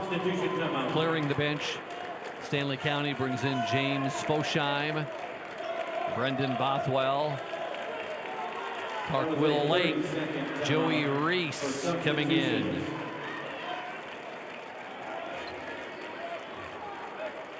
And the timeout going to be taken by both clubs here. Basically, yeah, they're going to take the full timeout to get everybody ready with new players coming out.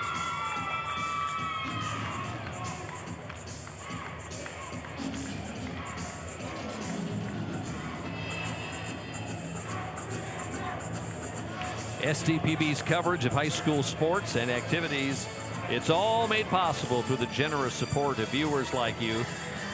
Contribution today helps support the broadcasts of events like the Boys Basketball Championships.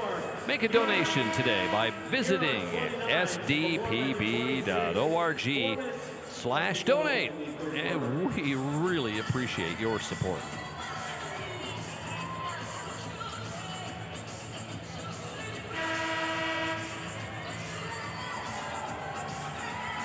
Talon Huber coming in for the Cyclones. Miles Olson, William Hubdy.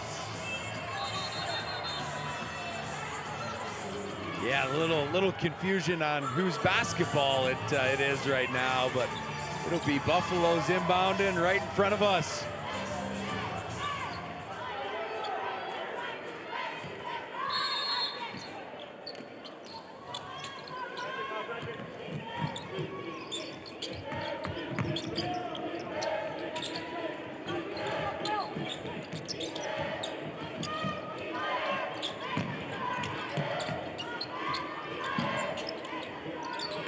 This is Fosheim. Oh, and the drive by Trevor Caldwell. And Trevor's going to make his first trip to the free throw line tonight. By the way, Trevor, he's the kicker for the football team. Now he's the kickoffs. He hasn't done any extra points or field goals, but he's the kicker for the football program. And Trevor is only 6'8". Built pretty good there. Built you see pretty him. good, yeah. Sturdy frame. Bet you can give it a ride, Craig. Yeah, only 6 of 13 from the foul line. Caldwell, that is, coming into the tournament, and came up short on both those opportunities. Reese with the foul.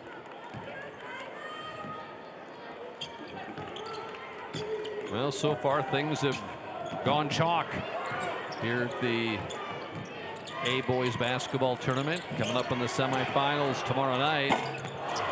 You got the 1 versus the 4 and the 2 versus the 3. As nice cow. Many maybe anticipated that, you know, that Groton-Hamlin game was maybe a toss-up, and we saw it be pretty much that, but everything else, I think people kind of expected Sioux Falls Christian and Clark Willow Lake and West Central to be where they are. There's Caldwell with the nice spin and finish.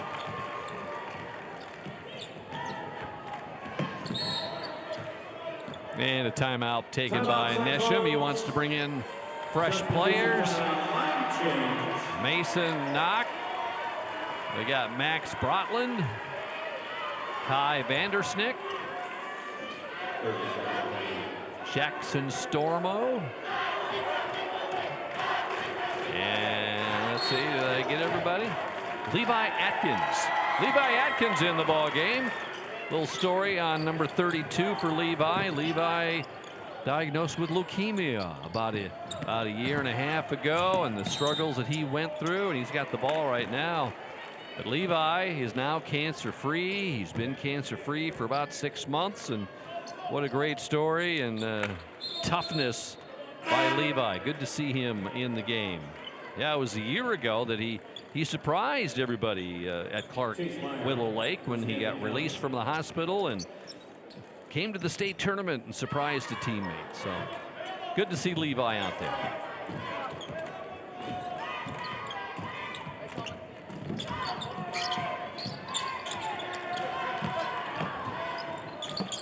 Caldwell.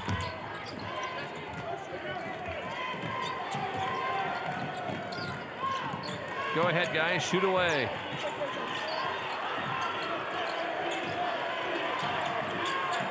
Here's Atkins. Yeah, long three, just barely drew iron.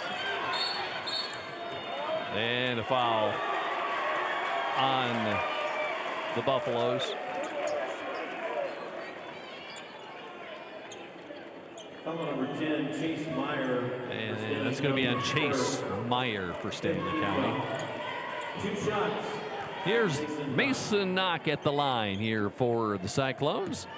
Mason, a 6'3" senior.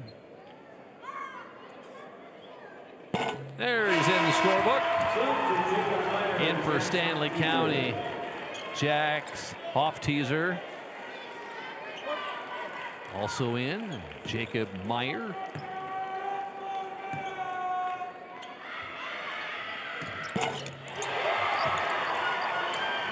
Knock with a couple of free throws. And that's going to do it. The number 3 seed, Clark Willow Lake, will advance to the semifinals. 66-36 win over Stanley County. Emerson Larson, 18 points. Chris Beavers with 24. Bo Begeman with 10. Sully Felberg. Sully with a dozen. So 4 of their 5 starters in double figures tonight. Stanley County, Paxton Deal, 15 points. Nobody else in double figures for Stanley County.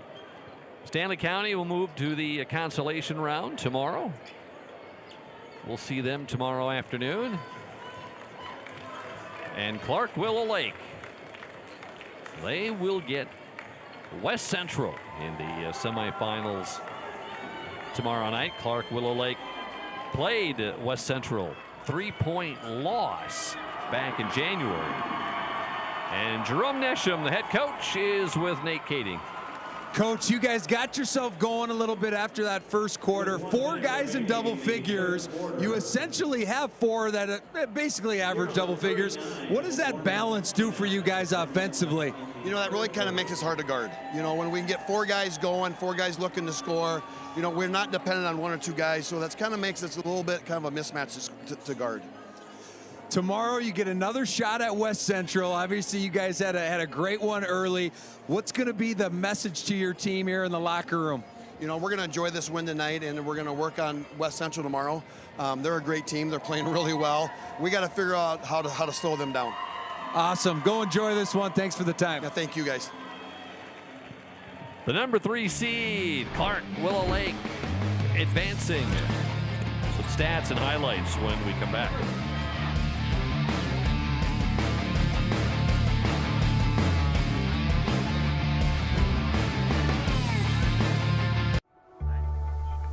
As much as you have accomplished, there are times you'd rather not go it alone. While you determine what direction you go, we're here to help along the way. So go. Go with community. Go with neighbors. Go with understanding. Go with support.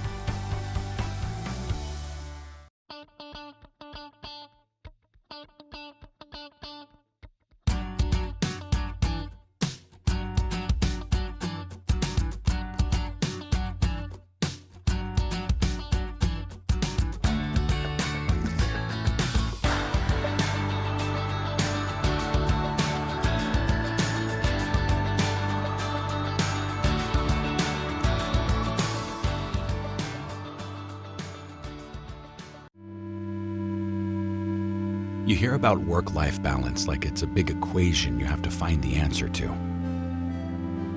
But I think it's much simpler than that. So simple it was right in front of us. Start with the life you want, and everything else will follow.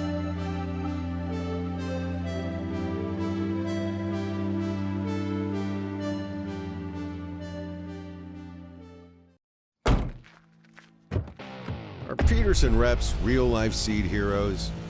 Well, they've been known to go the extra mile, literally thousands of extra miles every year. And when they're not driving gravel roads, they're out walking fields and sampling soil. When time is the enemy, they're there to save what's left of the day. Are all Peterson reps seed heroes? I guess that's a yes. Peterson, we're that kind of seed company.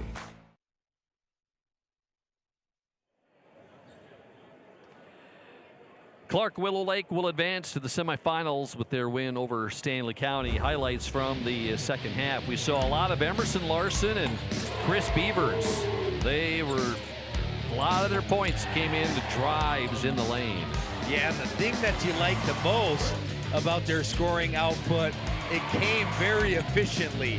Beavers 10 of 14 from the floor. Emerson Larson 9 of 12. And a lot of that is due to the fact Beavers hit 1-3, but a lot of that is due because everything was right around the rim, and it helped contribute to the Cyclones shooting almost 53% from the game. And on the other side of things, it was Paxton Deal with 15, and then they struggled to get much else going. Only shot 22% from the floor, 1 assist, 11 turnovers, which is not a great recipe for success. We'll wrap things up when we come back. Creating a legacy means different things to everyone. For us, it's about family, watching my daughter follow in my footsteps, passing the farm onto her, and working side by side every day. It's about building something that lasts. Agtegra Cooperative has been by our side through it all, supporting us from one generation to the next. Agtegra Cooperative, legacy rich, future focused for generations to come.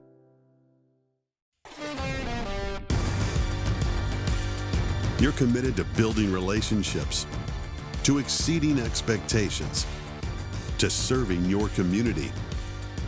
Your financial partner should share your vision and your values. For 130 years, we've stood by South Dakotans. We've been there, we'll be there. Convenient, connected, committed. Bank West, member FDIC. Educators across South Dakota are coming together to elevate, educate, and empower. This June, the Department of Education hosts the South Dakota Literacy Conference in Mitchell, a gathering dedicated to advancing the science of reading and sharing new insights into how students learn, exploring research and real-world strategies for South Dakota educators to move literacy forward for all learners. South Dakota Department of Education, learning, leadership, service.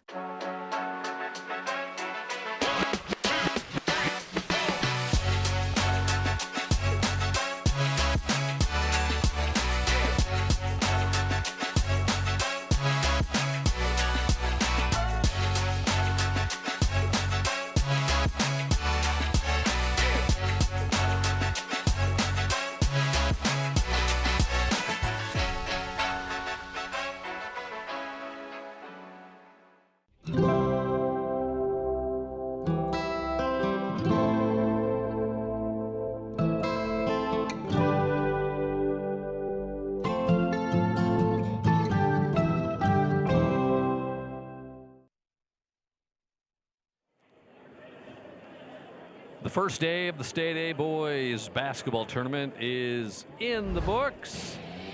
Here's what's happening tomorrow. First, in the consolation semifinals, it'll be St. Thomas More and Groton area. And then Cheyenne Eagle Butte will take on Stanley County. And then the most exciting night of high school basketball, semifinal night. Can't beat it, Craig. We got the 4 higher seeds moving on. Sioux Falls Christian will battle Hamlin, 6 p.m. Central, 5 Mountain. As Coach Neuendorf said, they're going to have to play an out-of-this-world game to hang around. I think he might be sandbagging a little bit, but then we're going to see West Central, Clark Willow Lake, a rematch of a game that took place earlier this year, was only a 3-point game favoring West Central. Excellent work as always there, Nate. We hope you can join us again tomorrow. For Nate Kading and the men and women of SDPB, I'm Craig Maddock. So long from Rapid City.